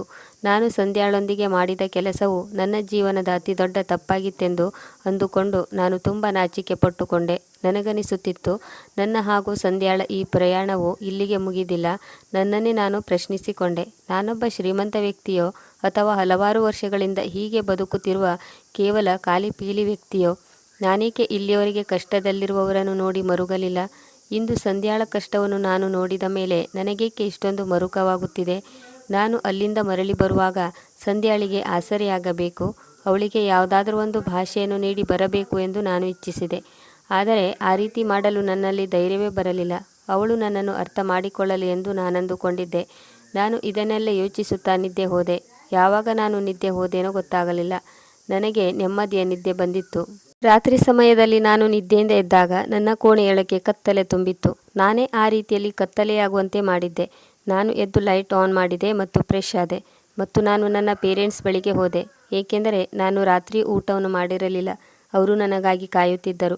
ನನ್ನನ್ನು ನೋಡಿ ಹೇಳಿದರು, ಅಷ್ಟಕ್ಕೂ ನಿನಗೆ ಏನಾಗಿದೆ? ಇಂದು ನೀನು ತುಂಬ ಬದಲಾದಂತೆ ಕಾಣುತ್ತಿದ್ದೀಯಾ. ನೀನು ಎಲ್ಲಿಗೆ ಹೊರಟು ಹೋಗಿದ್ದೆ?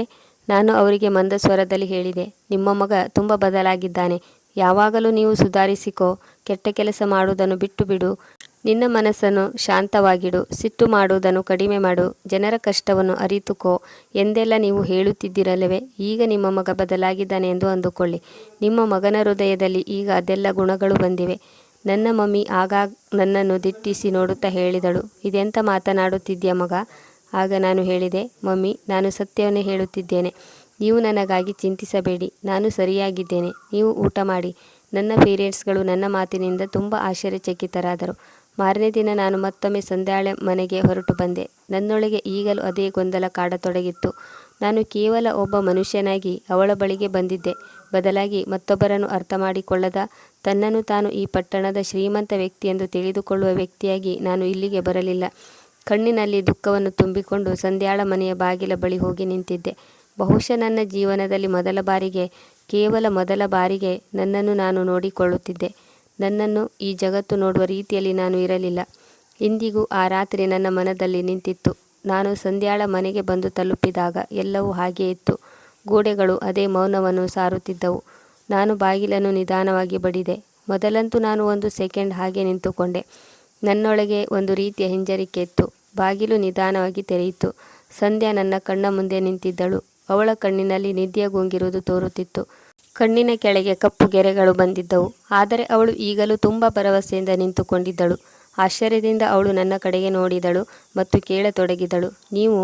ಆಗ ನಾನು ನಿಧಾನವಾಗಿ ಹೇಳಿದೆ, ನಿನಗಾಗಿ ಮತ್ತು ನಿನ್ನ ತಮ್ಮ ತಂಗಿಗಾಗಿ ಕೆಲವು ತಿಂಡಿ ತಿನಿಸುಗಳನ್ನು ತೆಗೆದುಕೊಂಡು ಬಂದಿದ್ದೇನೆ. ಅವಳು ಏನನ್ನೂ ಹೇಳಲಿಲ್ಲ. ಬಾಗಿಲಿನಿಂದ ಹಿಂದೆ ಸರಿದಳು. ನನಗೆ ಒಳಗೆ ಬಾ ಎಂದು ಹೇಳುತ್ತಿದ್ದಾಳೆಂದು ಅನಿಸಿತು. ಮನೆಯ ಒಳಗಡೆ ಬಂದಾಗ ಅವಳ ತಂಗಿ ಅಂಗಳವನ್ನು ಸ್ವಚ್ಛಗೊಳಿಸುತ್ತಿದ್ದಳು. ಅವಳ ತಮ್ಮ ಒಂದು ಕಡೆ ಕುಳಿತುಕೊಂಡಿದ್ದನು.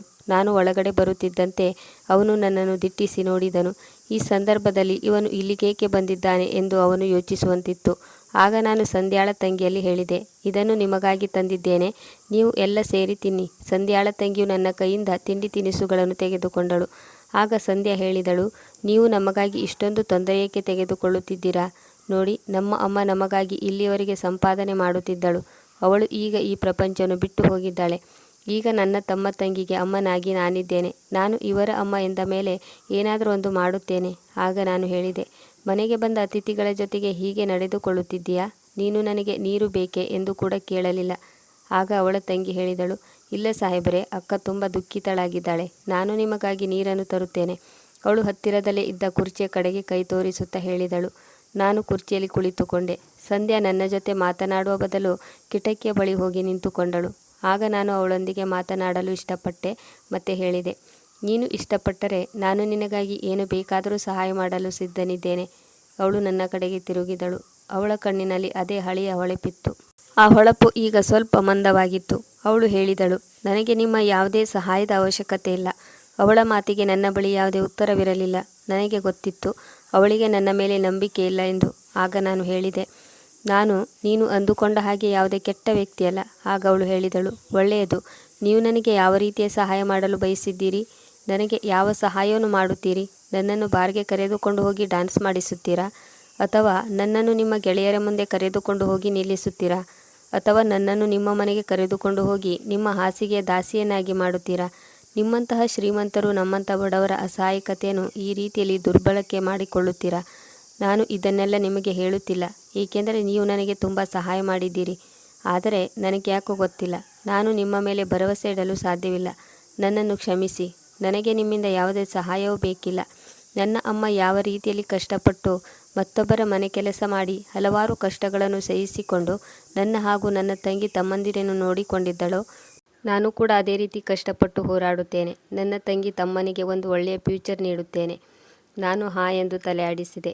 ಕೂಡಲೇ ಸಂಧ್ಯಾಳ ತಂಗಿ ರಾಕಿ ನನಗಾಗಿ ನೀರನ್ನು ತೆಗೆದುಕೊಂಡು ಬಂದಳು. ನಾನು ನೀರನ್ನು ಕುಡಿದೆ. ಮತ್ತೆ ಹೇಳಿದೆ, ಜೀವನದ ಯಾವುದೇ ಕ್ಷಣದಲ್ಲಾದರೂ ನಿನಗೆ ಸಹಾಯದ ಅವಶ್ಯಕತೆ ಇದೆ ಎಂದು ಅನಿಸಿದರೆ ನನ್ನನ್ನು ಅವಶ್ಯವಾಗಿ ನೆನಪು ಮಾಡಿಕೊ. ನಾನು ನಿನ್ನನ್ನು ಭೇಟಿಯಾಗಲು ಪ್ರತಿದಿನ ನಿನ್ನ ಮನೆಗೆ ಬಂದು ಹೋಗುತ್ತೇನೆ. ಆದರೆ ನನ್ನಿಂದ ಈ ಹಕ್ಕನ್ನು ಮಾತ್ರ ಕಿತ್ತುಕೊಳ್ಳಬೇಡ. ನಾನು ಅವಳ ಉತ್ತರಕ್ಕಾಗಿ ಕಾಯುತ್ತಿದ್ದಾಗ ಅವಳು ನನ್ನನ್ನು ನೋಡಿದಳು. ನಾವಿಬ್ಬರು ಒಂದು ಕ್ಷಣ ಕಣ್ಣಲ್ಲಿ ಕಣ್ಣಿಟ್ಟು ನೋಡಿದೆವು. ಇಬ್ಬರಲ್ಲೂ ಒಂದು ಕ್ಷಣ ಮೌನ ಆವರಿಸಿತು. ನಮ್ಮಿಬ್ಬರ ಕಣ್ಣುಗಳಲ್ಲಿ ಕಳೆದ ಕ್ಷಣಗಳ ನೆನಪುಗಳು, ಚಿಂತೆಗಳು ಮತ್ತು ಆ ದುಃಖ, ನಿರಾಸೆಗಳು ಮತ್ತು ಮುಂಬರುವ ಸಂಬಂಧದ ಬಗ್ಗೆ ಅನುಮಾನಗಳು ಅಡಗಿದ್ದವು. ಆದರೆ ಒಂದು ನಿಜವಾದ ಹೊಸ ಸಂಬಂಧ ಜನ್ಮ ತಾಳುತ್ತಿತ್ತು. ನಾನು ಸಂಧ್ಯಾಳ ತಮ್ಮನ ಬಳಿ ಹೋಗಿ ಕುಳಿತುಕೊಂಡೆ ಮತ್ತು ಅವನ ಹೆಸರೇನೆಂದು ಕೇಳಿದೆ. ಮೊದಲ ಬಾರಿಗೆ ನಾನು ನಗುತ್ತಾ ಒಬ್ಬ ಬಡ ಹುಡುಗನ ಬಳಿ ಕುಳಿತುಕೊಂಡಿದ್ದೆ. ನನ್ನನ್ನು ಕ್ಷಮಿಸಿ, ನಾನು ಅವನನ್ನು ಬಡವ ಎಂದು ಹೇಳುತ್ತಿದ್ದೇನೆ. ಬದಲಾಗಿ ನಾನು ಬಡವನಾಗಿದ್ದೇನೆ. ಏಕೆಂದರೆ ನನ್ನ ವಿಚಾರಗಳು ಸಣ್ಣತನದಿಂದ ಕೂಡಿದ್ದವು ಮತ್ತು ಯಾರ ವಿಚಾರಗಳು ಸಣ್ಣತನದಿಂದ ಕೂಡಿರುತ್ತವೆಯೋ ಅಂಥವರನ್ನು ಶ್ರೀಮಂತರೆಂದು ಕರೆಯುವ ಹಕ್ಕಿಲ್ಲ. ಯಾವುದೇ ವ್ಯಕ್ತಿಯು ಹಣವನ್ನು ಹೊಂದಿರುವುದಕ್ಕಿಂತಲೂ ಹೆಚ್ಚು ಒಳ್ಳೆಯ ನಡತೆಯಿಂದ ತನ್ನ ಪಾತ್ರವನ್ನು ಸರಿಯಾಗಿ ನಿಭಾಯಿಸಬೇಕು. ನಾನು ಮನೆಗೆ ಹೋಗಲು ಸಜ್ಜಾದಾಗ ಸಂಧ್ಯಾ ಬಾಗಿಲ ಬಳಿ ಬಂದಳು. ಅವಳು ಏನನ್ನೂ ಹೇಳಲಿಲ್ಲ. ಒಮ್ಮೆ ನನ್ನ ಮೇಲೆ ದೃಷ್ಟಿ ಹಾಯಿಸಿದಳು. ನನ್ನನ್ನು ನೋಡುತ್ತಲೇ ಇದ್ದಳು. ನನಗೆ ಬೈ ಕೂಡ ಹೇಳಲಿಲ್ಲ. ಸುಮ್ಮನಿದ್ದೆ. ನನಗೆ ಹೋಗಲು ಅನುಮತಿಯನ್ನು ನೀಡಿದಳು. ನಾನು ಮೊದಲ ಬಾರಿ ಯಾರೋ ಹೃದಯದಿಂದ ಕಣ್ಸನ್ನೆಯಲ್ಲಿ ನೀಡಿದ ಅನುಮತಿಯನ್ನು ಪಡೆದು ಮರಳಿ ಬಂದೆ. ಅದು ಯಾವುದೇ ಸುಳ್ಳಾಗಿರಲಿಲ್ಲ. ಈಗಲೂ ನನ್ನ ಬಳಿ ಅದೇ ಪ್ರಪಂಚವಿತ್ತು. ಗಾಜಿನಲ್ಲಿ ಕಟ್ಟಿಸಿದ ದೊಡ್ಡ ದೊಡ್ಡ ಬಿಲ್ಡಿಂಗ್ಗಳು, ತಂದೆಯವರ ಬಿಸ್ನೆಸ್, ಗೆಳೆಯರೊಂದಿಗೆ ಅದೇ ನಗುವಿನ ಜೋಕ್ ಮಾಡುವುದು, ಹೀಗೆ ಇದೆಲ್ಲದರಲ್ಲಿ ಕೊರತೆ ಕಾಣತೊಡಗಿತ್ತು. ನನಗೆ ಮೊದಲ ಬಾರಿಗೆ ನಿಜವಾದ ಬೆಳಕು ಎಲ್ಲಿದೆ ಎಂದು ಮನದಟ್ಟಾಯಿತು. ನನ್ನ ಹೃದಯ ಯಾವಾಗ ಜೋರಾಗಿ ಬಡಿದುಕೊಳ್ಳುತ್ತದೆಯೋ ಅದೇ ಸಮಯದಲ್ಲಿ ನನಗೆ ಸಂಧ್ಯಾಳ ನೆನಪಾಗುತ್ತಿತ್ತು. ನಾನು ಮನದಲ್ಲೇ ಸಂಧ್ಯಾಳನ್ನು ಇಷ್ಟಪಡತೊಡಗಿದ್ದೆ. ಅವಳನ್ನು ನೋಡಲು ಪದೇ ಪದೇ ನನ್ನ ಕಣ್ಣುಗಳು ಹಾತೊರೆಯುತ್ತಿದ್ದವು. ನಾನು ಅವಳ ತಮ್ಮ ತಂಗಿಯೊಂದಿಗೆ ಮಾತನಾಡುವ ನೆಪವೊಡ್ಡಿ ಅವರ ಮನೆಗೆ ಬರುತ್ತಿದ್ದೆ. ಅವರಿಗಾಗಿ ಊಟ ತಿಂಡಿಯ ಸಾಮಾನುಗಳನ್ನು ತರುತ್ತಿದ್ದೆ. ನಾನು ಒಬ್ಬಂಟಿಯಾಗಿದ್ದಾಗ ನನ್ನ ಕಣ್ಣುಗಳನ್ನು ಮುಚ್ಚಿದಾಗ ನನ್ನ ಕಣ್ಣ ಮುಂದೆ ತಕ್ಷಣ ಸಂಧ್ಯಾಳ ಮುಖವೇ ಬರುತ್ತಿತ್ತು. ಹೀಗೆ ಸಮಯ ಕಳೆಯತೊಡಗಿತ್ತು. ಕಳೆದು ಹೋದ ಸಮಯವೆಲ್ಲವೂ ನನಗಾಗಿ ಒಂದು ಪಾಠವೆಂದು ನಾನು ಅಂದುಕೊಂಡೆ. ಮುಂಬರುವ ಸಮಯ ನನಗಾಗಿ ಪರೀಕ್ಷೆ ಇರುತ್ತದೆ. ನಾನು ಪದೇ ಪದೇ ಪೇಪರ್ನಲ್ಲಿ ಸಂಧ್ಯಾಳ ಹೆಸರನ್ನು ಬರೆಯುತ್ತಿದ್ದೆ. ನನಗೆ ಯಾಕೋ ಗೊತ್ತಿಲ್ಲ, ಈ ಹೆಸರು, ಅಕ್ಷರಗಳು ನನಗೆ ಇಷ್ಟವಾಗತೊಡಗಿದ್ದವು. ಈ ಬಾರಿ ನನಗೆ ಆಫೀಸ್ನಲ್ಲಿ ಹೆಚ್ಚು ಕೆಲಸವಿದ್ದ ಕಾರಣ ಅವರ ಮನೆಗೆ ಹೋಗಲು ನನಗೆ 1 ವಾರ ತಡವಾಯಿತು. 1 ವಾರದ ನಂತರ ನಾನು ಅವರ ಮನೆಗೆ ಹೋದಾಗ ಸಂಧ್ಯಾಳ ಮನೆಗೆ ಕೆಲವು ಮಕ್ಕಳು ಹೋಗುತ್ತಿದ್ದರು. ಇವರೆಲ್ಲರೂ ಹುಡುಗಿಯರೇ ಆಗಿದ್ದರು. ನಾನು ಮನೆಯ ಒಳಗೆ ಬರುತ್ತಿದ್ದಂತೆ ಸಂಧ್ಯಾಳ ತಂಗಿ ಮನೆಯ ಕೆಲಸ ಮಾಡುತ್ತಿರುವುದನ್ನು ನೋಡಿದೆ. ಅವಳ ತಮ್ಮ ಓದುತ್ತಿದ್ದನು. ಸಂಧ್ಯಾ ಎಲ್ಲ ಹುಡುಗಿಯರಿಗೆ ಹೊಲಿಗೆ ಯಂತ್ರದಿಂದ ಹೊಲಿಗೆಯನ್ನು ಕಲಿಸುತ್ತಿದ್ದಳು. ಎಲ್ಲ ಹೆಣ್ಣು ಮಕ್ಕಳು ತಮ್ಮ ಎದುರುಗಡೆ ಹೊಲಿಗೆ ಯಂತ್ರವನ್ನು ಇಟ್ಟು ಕುಳಿತುಕೊಂಡಿದ್ದರು. ಈ ದೃಶ್ಯವನ್ನು ನೋಡಿ ಸಂಧ್ಯಾ ತನ್ನ ಕಾಲ ಮೇಲೆ ತಾನು ನಿಂತುಕೊಳ್ಳಲು ಶುರು ಮಾಡಿದ್ದಾಳೆ ಎಂದು ನನಗೆ ಅರ್ಥವಾಯಿತು. ನಾನು ಅವಳಲ್ಲಿ ಕ್ಷಮೆ ಕೇಳಬೇಕೆಂದಿದ್ದೆ. ಆದರೆ ನನಗೆ ಗೊತ್ತಿತ್ತು, ನಾನು ಏನೇ ಮಾಡಿದರೂ ಅಂದು ರಾತ್ರಿ ಆದ ತಪ್ಪನ್ನು ಅಳಿಸಿ ಹಾಕಲು ಸಾಧ್ಯವಿರಲಿಲ್ಲ. ನಾನು ಪ್ರತಿದಿನ ಸಂಧ್ಯಾಳ ಮನೆಯ ಬಾಗಿಲ ಬಳಿ ಬರುತ್ತಿದ್ದೆ. ಪ್ರತಿದಿನ ಅವಳು ಹುಡುಗಿಯರಿಗೆ ಹೊಲಿಗೆಯನ್ನು ಕಲಿಸುವುದನ್ನು ನಾನು ನೋಡುತ್ತಿದ್ದೆ. ಇದನ್ನು ನೋಡಿ ನಾನು ತುಂಬ ಖುಷಿಯಾಗುತ್ತಿದ್ದೆ. ಅವಳ ನಗು, ಅವಳ ಮಾತುಗಳು, ಅವಳ ರಿಯಾಕ್ಷನ್ ನನಗೆ ಎಲ್ಲವೂ ಇಷ್ಟವಾಗತೊಡಗಿದ್ದವು. ಅವಳ ತಂಗಿಯು ನಾನು ಬಾಗಿಲ ಬಳಿಯೇ ನಿಂತು ಎಲ್ಲವನ್ನು ನೋಡಿ ಹೋಗುತ್ತೇನೆ ಎಂದು ನೋಟಿಸ್ ಮಾಡಿದ್ದಳು. ಏಕೆಂದರೆ ಸಂಧ್ಯಾ ಹುಡುಗಿಯರೊಂದಿಗೆ ಬ್ಯುಸಿಯಾಗಿದ್ದಾಗ ನನ್ನ ಕಡೆ ನೋಡಲು ಅವಳಿಗೆ ಸಾಧ್ಯವಾಗುತ್ತಿರಲಿಲ್ಲ. ನಾನು ನನ್ನ ಮನೆಯಲ್ಲೂ ಕೂಡ ಅವಳನ್ನು ನೆನಪಿಸಿಕೊಂಡು ನನ್ನಷ್ಟಕ್ಕೆ ನಾನು ನಗುತ್ತಿದ್ದೆ. ನನ್ನ ಈ ಮೃದು ವರ್ತನೆ, ನನ್ನ ಮೃದುವಾದ ಮಾತುಗಳು, ನನ್ನ ನಗುಮುಖ ಎಲ್ಲವನ್ನು ನೋಡಿದ ನನ್ನ ಪೇರೆಂಟ್ಸ್ಗಳು ಕೂಡ ಆಶ್ಚರ್ಯಪಟ್ಟರು. ಅಷ್ಟಕ್ಕೂ ನನಗೇನಾಗಿದೆ ಎಂದು ನನಗೆ ಗೊತ್ತಿರಲಿಲ್ಲ. ಬಹುಶಃ ಇದು ಸಂಧ್ಯಾಳೊಂದಿಗೆ ನನ್ನ ಮೊದಲ ಪ್ರೀತಿಯಾಗಿರಬೇಕು. ಕೇವಲ ಇದು ನನ್ನ ಕಡೆ ಮಾತ್ರ ಹುಟ್ಟಿಕೊಂಡಿತ್ತು. ನಾನು ಸಂಧ್ಯಾಳೊಂದಿಗೆ ನಿಜವಾದ ಪ್ರೀತಿಯಲ್ಲಿ ಮುಳುಗಿದ್ದೇನೆ ಎಂದು ನನಗೆ ಅರ್ಥವಾಗಿತ್ತು. ಆದರೆ ನನಗೆ ಅವಳ ಮೇಲೆ ಪ್ರೀತಿ ಹುಟ್ಟುವುದೆಂದರೆ ಏನರ್ಥ? ಅವಳು ನನ್ನನ್ನು ಇಷ್ಟಪಡುತ್ತಿಲ್ಲ ಎಂದ ಮೇಲೆ ನಾನು ಅವಳನ್ನು ಪ್ರೀತಿಸುವುದು ದೂರದ ಮಾತೆ ಸರಿ. ನನ್ನ ಮನೆಯವರು ಕೂಡ ಈಗ ಕೇಳತೊಡಗಿದರು, ನೀನು ಚೆನ್ನಾಗಿದ್ದೀಯಾ ತಾನೆ, ನಿನಗೆ ಏನಾಗಿದೆ? ಅವರಿಗೆ ನಾನು ತಲೆಯಲ್ಲಾಡಿಸಿ ಉತ್ತರ ನೀಡುತ್ತಿದ್ದೆ. ಬಹುಶಃ ನಾನು ಈಗ ಸುಧಾರಿಸಿಕೊಳ್ಳುತ್ತಿದ್ದೇನೆ ಎಂದಷ್ಟೇ ಹೇಳುತ್ತಿದ್ದೆ. ಸಂಧ್ಯಾಳ ಪ್ರೀತಿಯ ಹುಚ್ಚು ಈಗ ನನ್ನ ಮೇಲೆ ಸವಾರಿ ಮಾಡುತ್ತಿತ್ತು. ಅಂದು ಸಂಜೆ ನಾನು ಸಂಧ್ಯಾಳ ಮನೆಗೆ ಹೋಗಿದ್ದೆ. ನನ್ನಲ್ಲಿ ನಾನು ಅವಳ ಮನೆಗೆ ಹೋಗಿ ತೋರ್ಪಡಿಸಿಕೊಳ್ಳಬೇಕೆಂಬ ಬಯಕೆ ಇರಲಿಲ್ಲ, ಅಥವಾ ಅವಳನ್ನು ಚೆಕ್ ಮಾಡಬೇಕೆಂಬ ಆಸೆಯೂ ಕೂಡ ಇರಲಿಲ್ಲ. ಅವಳ ತಮ್ಮ ತಂಗಿಯ ಶಿಕ್ಷಣದ ಬಗ್ಗೆ ಅವರ ಅಡ್ಮಿಷನ್ ಮಾಡಿಸಿ ಆ ಬಹುಮಾನವನ್ನು ಅವರಿಗಾಗಿ ನೀಡಲು ಹೋಗಿದ್ದೆ. ಸಂಧ್ಯಾ ಇಷ್ಟಪಟ್ಟರೆ ಸರಿ, ಅವಳು ನಿರಾಕರಿಸಲೂಬಹುದು. ಹಾಗೆ ಮಾಡಿದರೂ ಅದರಿಂದ ನಾನೇನು ತಪ್ಪಾಗಿ ತಿಳಿದುಕೊಳ್ಳುವುದಿಲ್ಲ. ಸಂಧ್ಯಾಳ ತಮ್ಮ ತಂಗಿ ಇಬ್ಬರು ಅಬ್ರಾಡ್ಗೆ ಹೋಗಿ ಸ್ಟಡಿ ಮಾಡಲಿ ಎಂದು ನನ್ನ ಆಸೆಯಾಗಿತ್ತು. ಸಂಧ್ಯಾಳು ತನ್ನ ಕಾಲ ಮೇಲೆ ತಾನು ನಿಂತುಕೊಳ್ಳಲು ತುಂಬ ಕಷ್ಟಪಡುತ್ತಿದ್ದಳು. ಅವಳ ಹಾಗೆ ಅವಳ ತಮ್ಮ ತಂಗಿಯರು ಕೂಡ ಕಷ್ಟಪಟ್ಟು ಜೀವನದಲ್ಲಿ ಮುಂದೆ ಬರಲಿ ಎಂದು ನನ್ನ ಆಸೆಯಾಗಿತ್ತು. ನಾನು ಯಾವಾಗ ಈ ಆಫರ್ ತೆಗೆದುಕೊಂಡು ಸಂಧ್ಯಾಳ ಬಳಿಗೆ ಹೋದೆನೋ, ಮೊದಲು ಅವಳು ನನ್ನನ್ನು ಆಳವಾಗಿ ನೋಡಿದಳು. ನಂತರ ತುಂಬ ಹೊತ್ತಿನವರೆಗೆ ಯೋಚಿಸಿ ಹೇಳಿದಳು, ನಾನು ಇಂದು ಕೂಡ ಅದೇ ಪ್ರಶ್ನೆಯನ್ನು ಕೇಳುತ್ತೇನೆ. ನೀವು ನನಗಾಗಿ ಹಾಗೂ ನನ್ನ ತಮ್ಮ ತಂಗಿಯರಿಗಾಗಿ ಇಷ್ಟೆಲ್ಲ ಏಕೆ ಮಾಡುತ್ತಿದ್ದೀರಿ? ನೀವು ಇಲ್ಲಿಗೆ ಏಕೆ ಬಂದಿದ್ದೀರಿ? ಆಗ ನಾನು ಹೇಳಿದೆ, ಸಂಧ್ಯಾ, ನಿನ್ನ ತಮ್ಮ ತಂಗಿಯರು ವಿದೇಶಕ್ಕೆ ಹೋಗಿ ಓದಲಿ ಎನ್ನುವುದು ನನ್ನ ಆಸೆ. ನೀನು ಕೂಡ ನಿನ್ನ ತಮ್ಮ ತಂಗಿಯರು ತಮ್ಮ ಜೀವನದಲ್ಲಿ ಮುಂದೆ ಬರಲಿ ಎಂದು ಅಂದುಕೊಂಡಿದ್ದೀಯಲ್ಲವೇ? ಅವರು ವಿದೇಶದಲ್ಲಿ ಚೆನ್ನಾಗಿ ಓದಿ ಮರಳಿ ಬಂದಾಗ ಅವರು ಕೂಡ ಸಾಧನೆ ಮಾಡುತ್ತಾರೆ. ಅಲ್ಲಿವರೆಗೆ ನೀನು ಕೂಡ ನಿನ್ನ ಸಾಧನೆಯ ಉತ್ತುಂಗಕ್ಕೆ ತಲುಪಿರುತ್ತೀಯ. ಮತ್ತು ನೀನು ಸಂಪಾದಿಸಲು ಶುರು ಮಾಡಿದ ಮೇಲೆ ನನ್ನ ಈ ಸಾಲವನ್ನು ತೀರಿಸು. ನಾನು ನಿನ್ನ ಮೇಲೆ ಯಾವುದೇ ದಯೆಯನ್ನು ತೋರುತ್ತಿಲ್ಲ. ನಿನಗಾಗಿ ಒಂದು ರೀತಿಯ ಸಾಲವನ್ನು ನೀಡುತ್ತಿದ್ದೇನೆ ಎಂದುಕೋ. ನನಗೆ ಗೊತ್ತು, ನನ್ನ ಯಾವುದೇ ಗಿಫ್ಟನ್ನು ನೀನು ಅಷ್ಟೊಂದು ಸುಲಭವಾಗಿ ತೆಗೆದುಕೊಳ್ಳುವುದಿಲ್ಲ. ಆದರೆ ನಾನು ಕೊಟ್ಟ ಸಾಲವನ್ನು ನೀನು ತೆಗೆದುಕೊಳ್ಳಬಹುದಲ್ಲವೇ? ನಾನು ಇಷ್ಟು ಹೇಳುತ್ತಿದ್ದಂತೆ ಅವಳು ಸುಮ್ಮನಾದಳು ಮತ್ತು ತನ್ನ ತಮ್ಮ ತಂಗಿಯರ ಕಡೆಗೆ ನೋಡಿದಳು. ಆಗ ಇಬ್ಬರು ಹೇಳಿದರು, ಅಕ್ಕ, ನಾವು ಅಬ್ರಾಡ್ಗೆ ಹೋಗಿ ಓದಲು ಬಯಸಿದ್ದೇವೆ. ಸಂಧ್ಯಾಳ ತಮ್ಮ ತಂಗಿ ಹೇಳಿದಾಗ ನನ್ನ ಮಾತನ್ನು ಒಪ್ಪಿಕೊಂಡಳು. ಆನಂತರ ಅವಳು ಹೇಳಿದಳು, ನನ್ನ ತಮ್ಮ ತಂಗಿ ಓದು ಮುಗಿಸಿಕೊಂಡು ಬರುವವರೆಗೂ ನಾನು ಕಾಯುವುದಿಲ್ಲ. ಅದಕ್ಕೂ ಮೊದಲೇ ನಿಮ್ಮ ಎಲ್ಲ ಹಣವನ್ನು ಬಡ್ಡಿ ಸಮೇತ ಮರಳಿಸುತ್ತೇನೆ. ನಾನು ಅವಳಲ್ಲಿ ಮುಗುಳು ನಗುತ್ತಾ ಹೇಳಿದೆ, ಹಾಂ ಅವಶ್ಯವಾಗಿ ಮರಳಿಸು ಎಂದು ಹೇಳಿ ನಾನು 3 ತಿಂಗಳಾದ ಮೇಲೆ ಸಂಧ್ಯಾಳ ತಮ್ಮ ತಂಗಿಯ ವಿದೇಶದ ವಿದ್ಯಾಭ್ಯಾಸದ ಎಲ್ಲ ತಯಾರಿ ಮಾಡಿದೆ. ಅವರಿಬ್ಬರನ್ನು ನನ್ನ ಜವಾಬ್ದಾರಿಯ ಮೇಲೆ ವಿದೇಶದಲ್ಲಿ ವಿದ್ಯಾಭ್ಯಾಸ ಮಾಡಲು ಕಳುಹಿಸಿಕೊಟ್ಟಿದ್ದೆ. ಆದರೆ ಇತ್ತ ಕಡೆ ಸಂಧ್ಯಾ ಮನೆಯಲ್ಲಿ ಒಬ್ಬಂಟಿಯಾಗಿದ್ದಾಳೆಂದು ಮನೆಯ ಹೊರಗಡೆ ನಾನು ಕೆಲವು ಗಾರ್ಡ್ಸ್ಗಳನ್ನು ನೇಮಿಸಿದ್ದೆ. ಸಂಧ್ಯಾಳಿಗೆ ಸುರಕ್ಷತೆ ನೀಡಲು ನಾನು ಆ ರೀತಿ ಮಾಡಿದ್ದೆ. ಆದರೆ ಮನೆಯ ಹೊರಗಡೆ ಸೆಕ್ಯೂರಿಟಿ ಗಾರ್ಡ್ಗಳನ್ನು ನೇಮಿಸಿದ್ದೇನೆಂದು ಸಂಧ್ಯಾಳಿಗೆ ಗೊತ್ತಿರಲಿಲ್ಲ. ಅವಳ ತಮ್ಮ ತಂಗಿ ವಿದೇಶಕ್ಕೆ ಹೊರಟು ಹೋದ ಹಿಂದೆಯೇ ನಾನು ಅವಳ ಮನೆಗೆ ಬಂದಾಗ ಸಂಧ್ಯಾ ಬಾಗಿಲನ್ನು ತೆರೆದಳು. ಅವಳು ಮೌನವಾಗಿದ್ದಳು. ಆದರೆ ಈ ಬಾರಿ ಅವಳು ನನ್ನನ್ನು ನೋಡಿ ಹೆದರಲಿಲ್ಲ. ಒಂದು ಕ್ಷಣ ಅವಳು ನಿಂತಳು. ನಾನು ಹೇಳಿದೆ, ನಿನ್ನ ತಮ್ಮ ತಂಗಿ ತುಂಬ ಚೆನ್ನಾಗಿದ್ದಾರೆ. ನೀನು ಯಾವುದೇ ಚಿಂತೆ ಮಾಡುವ ಅವಶ್ಯಕತೆ ಇಲ್ಲ. ನೀನು ನನ್ನ ಮೇಲೆ ಭರವಸೆ ಇಟ್ಟು ತುಂಬ ಒಳ್ಳೆಯ ಕೆಲಸವನ್ನು ಮಾಡಿದ್ಯಾ. ಆಗ ಅವಳು ಹೇಳಿದಳು, ನಿಮಗೆ ತುಂಬ ತುಂಬ ಧನ್ಯವಾದಗಳು. ನಾನು ಮೆಲ್ಲನೆ ನಕ್ಕೆನು. ನಾನು ಇನ್ನೇನು ಮಾಡಲು ಸಾಧ್ಯ? ನಾನು ಅವಳಿಗಾಗಿ ಇಷ್ಟೆಲ್ಲ ಏಕೆ ಮಾಡುತ್ತಿದ್ದೆ? ಸಂಧ್ಯಾ ಕೂಡ ದಿನ ಕಳೆದಂತೆ ಯಶಸ್ವಿಯಾಗುತ್ತಾ ಸಾಗಿದ್ದಳು. ಅವಳ ತುಂಬ ಜನ ಸ್ಟೂಡೆಂಟ್ಗಳು ಇದ್ದರು. ಅವರು ಇವಳಿಂದ ಹೊಲಿಯುವುದನ್ನು ಕಲಿತಿದ್ದರು. ಅದರಿಂದ ಬಂದ ಹಣದಿಂದ ಅವಳು ತನ್ನ ಜೀವನವನ್ನು ನಡೆಸುತ್ತಿದ್ದಳು. ಸಂಧ್ಯಾ ಅಂಥ ಟ್ಯಾಲೆಂಟೆಡ್ ಹುಡುಗಿ ಯಶಸ್ವಿಯಾಗಬೇಕು ಎಂದು ನನ್ನ ಆಸೆಯಾಗಿತ್ತು. ಜಗತ್ತಿನ ಮುಂದೆ ಅವಳ ಟ್ಯಾಲೆಂಟ್ ಬರಬೇಕು. ಒಂದು ದಿನ ನಾನು ನನ್ನ ಗೆಳೆಯನ ಬಳಿಗೆ ಹೋದೆ. ಅವನ ಪತ್ನಿಯ ಸ್ವಂತ ಬ್ಯೂಟಿಕ್ ಇತ್ತು. ಆಕೆ ಬ್ಯೂಟಿಕ್ನಲ್ಲಿ ತಯಾರಿಸಿದ ಬಟ್ಟೆಗಳನ್ನು ಮಾರ್ಕೆಟ್ನಲ್ಲಿ ಸಪ್ಲೈ ಮಾಡುತ್ತಿದ್ದಳು. ನಾನು ನನ್ನ ಗೆಳೆಯನಿಗೆ ಸಂಧ್ಯಾಳ ಬಗ್ಗೆ ಹೇಳಿದೆ. ತುಂಬ ಟ್ಯಾಲೆಂಟೆಡ್ ಹುಡುಗಿಯಾಗಿದ್ದಾಳೆ. ಸಂಧ್ಯಾಳಿಗೆ ಈ ಕೌಶಲ್ಯವು ತನ್ನ ಅಮ್ಮನಿಂದ ಬಂದಿತ್ತು. ಸಂಧ್ಯಾಳ ಅಮ್ಮ ಅವಳಿಗೆ ಹೊಲಿಗೆಯನ್ನು ಕಲಿಸಿದ್ದಳು. ಅವಳ ಇದೇ ಕೌಶಲ್ಯದಿಂದ ಮುಂದೆ ಸಂಧ್ಯಾ ಹೆಸರುವಾಸಿಯಾಗಲಿ ಮತ್ತು ಅವಳಿಗೆ ಅದರಿಂದ ಪ್ರಯೋಜನವಾಗಲಿ ಎಂದು ನಾನು ಬಯಸಿದ್ದೆ. ನನ್ನ ಗೆಳೆಯನ ಪತ್ನಿ ಒಂದು ದಿನ ಸಂಧ್ಯಾಳ ಮನೆಗೆ ಹೋದಳು ಮತ್ತು ಅವಳು ಸಂಜೆಯೊಳಗೆ ತನ್ನ ಬ್ಯೂಟಿಕ್ನಲ್ಲಿ ನೌಕರಿ ಮಾಡೋ ಆಫರ್ ನೀಡಿದಳು. ಅವಳು ಮೊದಲು ಸಂಧ್ಯಾಳಿಗೆ ಕೆಲಸ ಮಾಡಲು ಏಕೆ ಆಫರ್ ನೀಡಿದಳೆಂದರೆ, ಮೊದಲು ಆಕೆ ಸಂಧ್ಯಾಳ ಕೆಲಸವನ್ನು ನೋಡಲು ಬಯಸಿದ್ದಳು. ಇದೆಲ್ಲದರಲ್ಲಿ ನನ್ನ ಕೈವಾಡವಿದೆ ಎಂದು ಸಂಧ್ಯಾಳಿಗೆ ಸ್ವಲ್ಪವೂ ತಿಳಿಯದ ಹಾಗೆ ನಾನು ನೋಡಿಕೊಂಡೆ. ಮೊದಮೊದಲು ಸಂಧ್ಯಾ ಈ ನೌಕರಿಯ ಆಫರ್ನಿಂದಾಗಿ ಅಚ್ಚರಿಗೊಂಡಳು. ಏಕೆಂದರೆ ಹುಡುಗಿಯರಿಗೆ ಹೊಲಿಗೆ ತರಬೇತಿಯನ್ನು ನೀಡುವುದರಿಂದ ಒಬ್ಬೊಬ್ಬರಿಂದ ಅವಳಿಗೆ ತಿಂಗಳಿಗೆ 200ರಿಂದ 300 ರೂಪಾಯಿ ಆದಾಯ ಬರುತ್ತಿತ್ತು. ಎಲ್ಲ ಸೇರಿ ಸುಮಾರು 5,000 ರೂಪಾಯಿ ಆಗುತ್ತಿತ್ತು. ಆದರೆ ಅವಳ ಸಂಪಾದನೆ ಹೆಚ್ಚಾಗಲಿ ಎಂದು ನಾನು ಬಯಸಿದ್ದೆ. ನನ್ನ ಗೆಳೆಯನ ಹೆಂಡತಿ ಸಹನಾ ಸಂಧ್ಯಾಳಲ್ಲಿ ಹೇಳಿದಳು, ನಾನು ಒಂದು ದೊಡ್ಡದಾದ ಬ್ಯೂಟಿಕ್ ನಡೆಸುತ್ತಿದ್ದೇನೆ. ನನ್ನ ಬ್ಯೂಟಿಕ್ನಲ್ಲಿ ಕೆಲಸ ಮಾಡಲು ನಿನ್ನಂತಹ ಟ್ಯಾಲೆಂಟೆಡ್ ಹುಡುಗಿಯರ ಅವಶ್ಯಕತೆ ಇದೆ ಎಂದಾಗ ಸಂಧ್ಯಾ ಇದಕ್ಕೆ ಒಪ್ಪಿಕೊಂಡಳು. ಸಹನಾಳ ಬ್ಯೂಟಿಕ್ಗೆ ಹೋದಾಗ ಸಂಧ್ಯಾ ಅಲ್ಲಿರುವ ಕೆಲವೊಂದು ಡಿಸೈನ್ಗಳ ಡ್ರೆಸ್ಗಳನ್ನು ನೋಡಿದಳು ಮತ್ತು ಅವಳು ಸ್ವಲ್ಪ ಗಾಬರಿಗೊಂಡಳು. ಏಕೆಂದರೆ ಆ ಎಲ್ಲ ಡ್ರೆಸ್ಗಳನ್ನು ವೆಲ್ ಟ್ರೇನ್ಡ್ ಡಿಸೈನರ್ಸ್ಗಳು ತಯಾರು ಮಾಡಿದ್ದರು.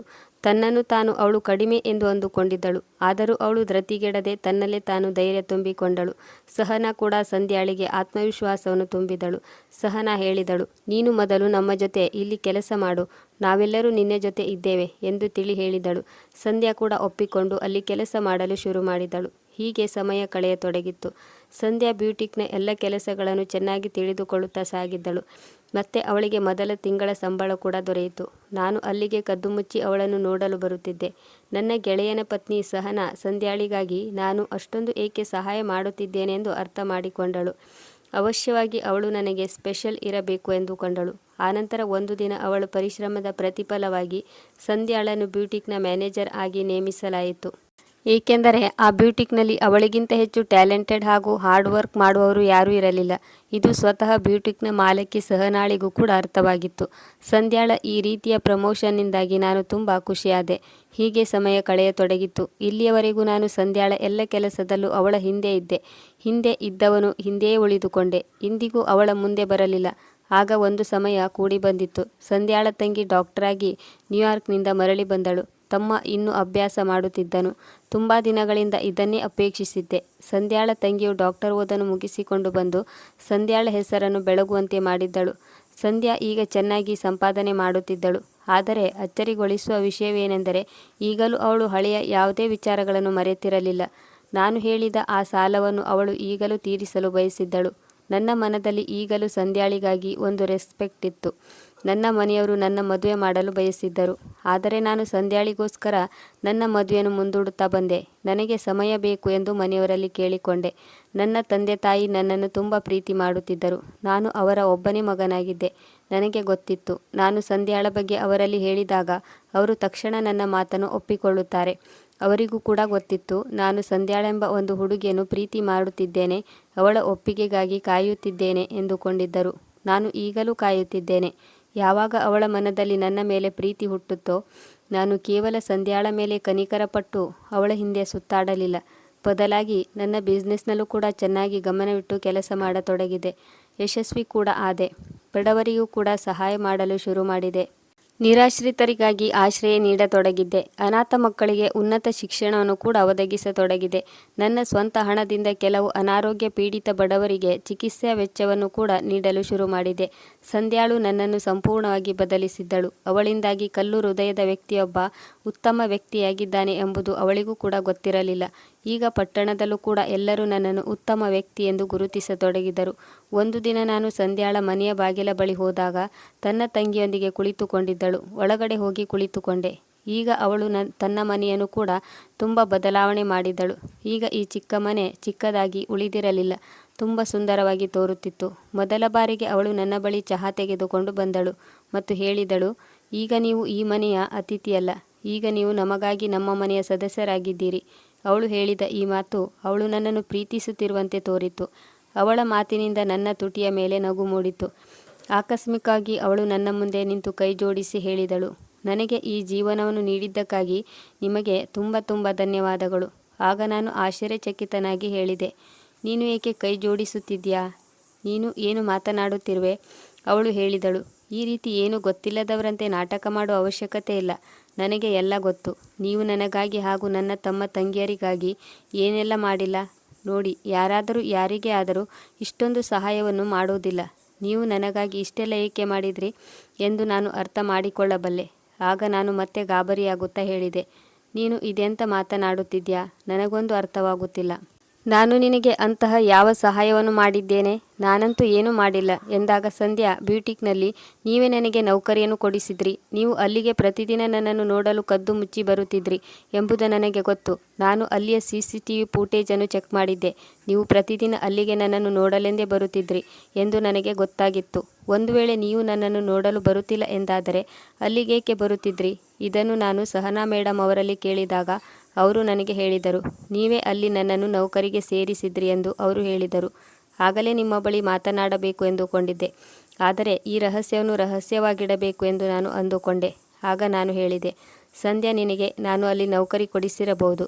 ನೀನು ನಿನ್ನಿಂದಾಗಿ ಯಶಸ್ವಿಯಾಗಿದ್ದೀಯಾ. ನಿನ್ನಲ್ಲಿ ಟ್ಯಾಲೆಂಟ್ ಇದೆ. ನಿನ್ನಲ್ಲಿರುವ ಟ್ಯಾಲೆಂಟ್ನಿಂದಾಗಿ ನಿನಗೆ ಒಳ್ಳೆಯ ಹುದ್ದೆ ಸಿಕ್ಕಿದೆ. ಒಂದು ವೇಳೆ ನಿನ್ನಲ್ಲಿ ಆ ಕೌಶಲ್ಯ ಇರದೇ ಹೋಗಿದ್ದರೆ ನೀನು ಇಲ್ಲಿಯವರೆಗೂ ಯಾವಾಗಲೂ ಹಿಂದೆಯೇ ಉಳಿಯುತ್ತಿದ್ದೆ. ನಾನು ಕೇವಲ ನಿನ್ನ ಕೌಶಲ್ಯವನ್ನು ಜಗತ್ತಿನ ಮುಂದೆ ತೆರೆದಿಟ್ಟಿದ್ದೇನೆ. ಆಗ ಅವಳು ಮುಗುಳು ನಕ್ಕಳು ಮತ್ತು ಹೇಳಿದಳು, ನಾನು ಇಲ್ಲಿಯವರೆಗೆ ನಿಮ್ಮೊಂದಿಗೆ ಕೆಟ್ಟದಾಗಿ ನಡೆದುಕೊಂಡಿದ್ದಕ್ಕಾಗಿ ನಿಮ್ಮಲ್ಲಿ ಕ್ಷಮೆಯನ್ನು ಕೇಳುತ್ತೇನೆ. ಆಗ ನಾನು ಹೇಳಿದೆ, ನೀನು ಕ್ಷಮೆ ಕೇಳುವ ಯಾವುದೇ ಅವಶ್ಯಕತೆ ಇಲ್ಲ. ಬದಲಾಗಿ ನಾನೇ ನಿನ್ನಲ್ಲಿ ಕ್ಷಮೆಯನ್ನು ಕೇಳಬೇಕು. ನಾನು ನಿನ್ನ ಕಾರಣದಿಂದಾಗಿಯೇ ಬದಲಾಗಿದ್ದೇನೆ. ಸಂಧ್ಯಾ, ನೀನೇ ನನ್ನನ್ನು ಸಂಪೂರ್ಣವಾಗಿ ಬದಲಾಯಿಸಿದೆ. ನಾನು ಒಬ್ಬ ಬೇರೆ ವ್ಯಕ್ತಿಯಾಗಿದ್ದೆ. ನಾನು ನನ್ನ ಇಡೀ ಜೀವನವನ್ನು ನನ್ನ ಅಪ್ಪ ಅಮ್ಮನ ಮಾತು ಕೇಳದೆ ನನ್ನಿಷ್ಟ ಬಂದಂತೆ ನನ್ನ ಜೀವನವನ್ನು ಕಳೆದೆ. ಆದರೆ ಯಾವಾಗ ನೀನು ನನ್ನ ಕಣ್ಣ ಮುಂದೆ ಬಂದೆಯೋ ಆಗ ಜೀವನದ ವಾಸ್ತವವೇನೆಂದು ನನಗೆ ಚೆನ್ನಾಗಿ ತಿಳಿಯಿತು.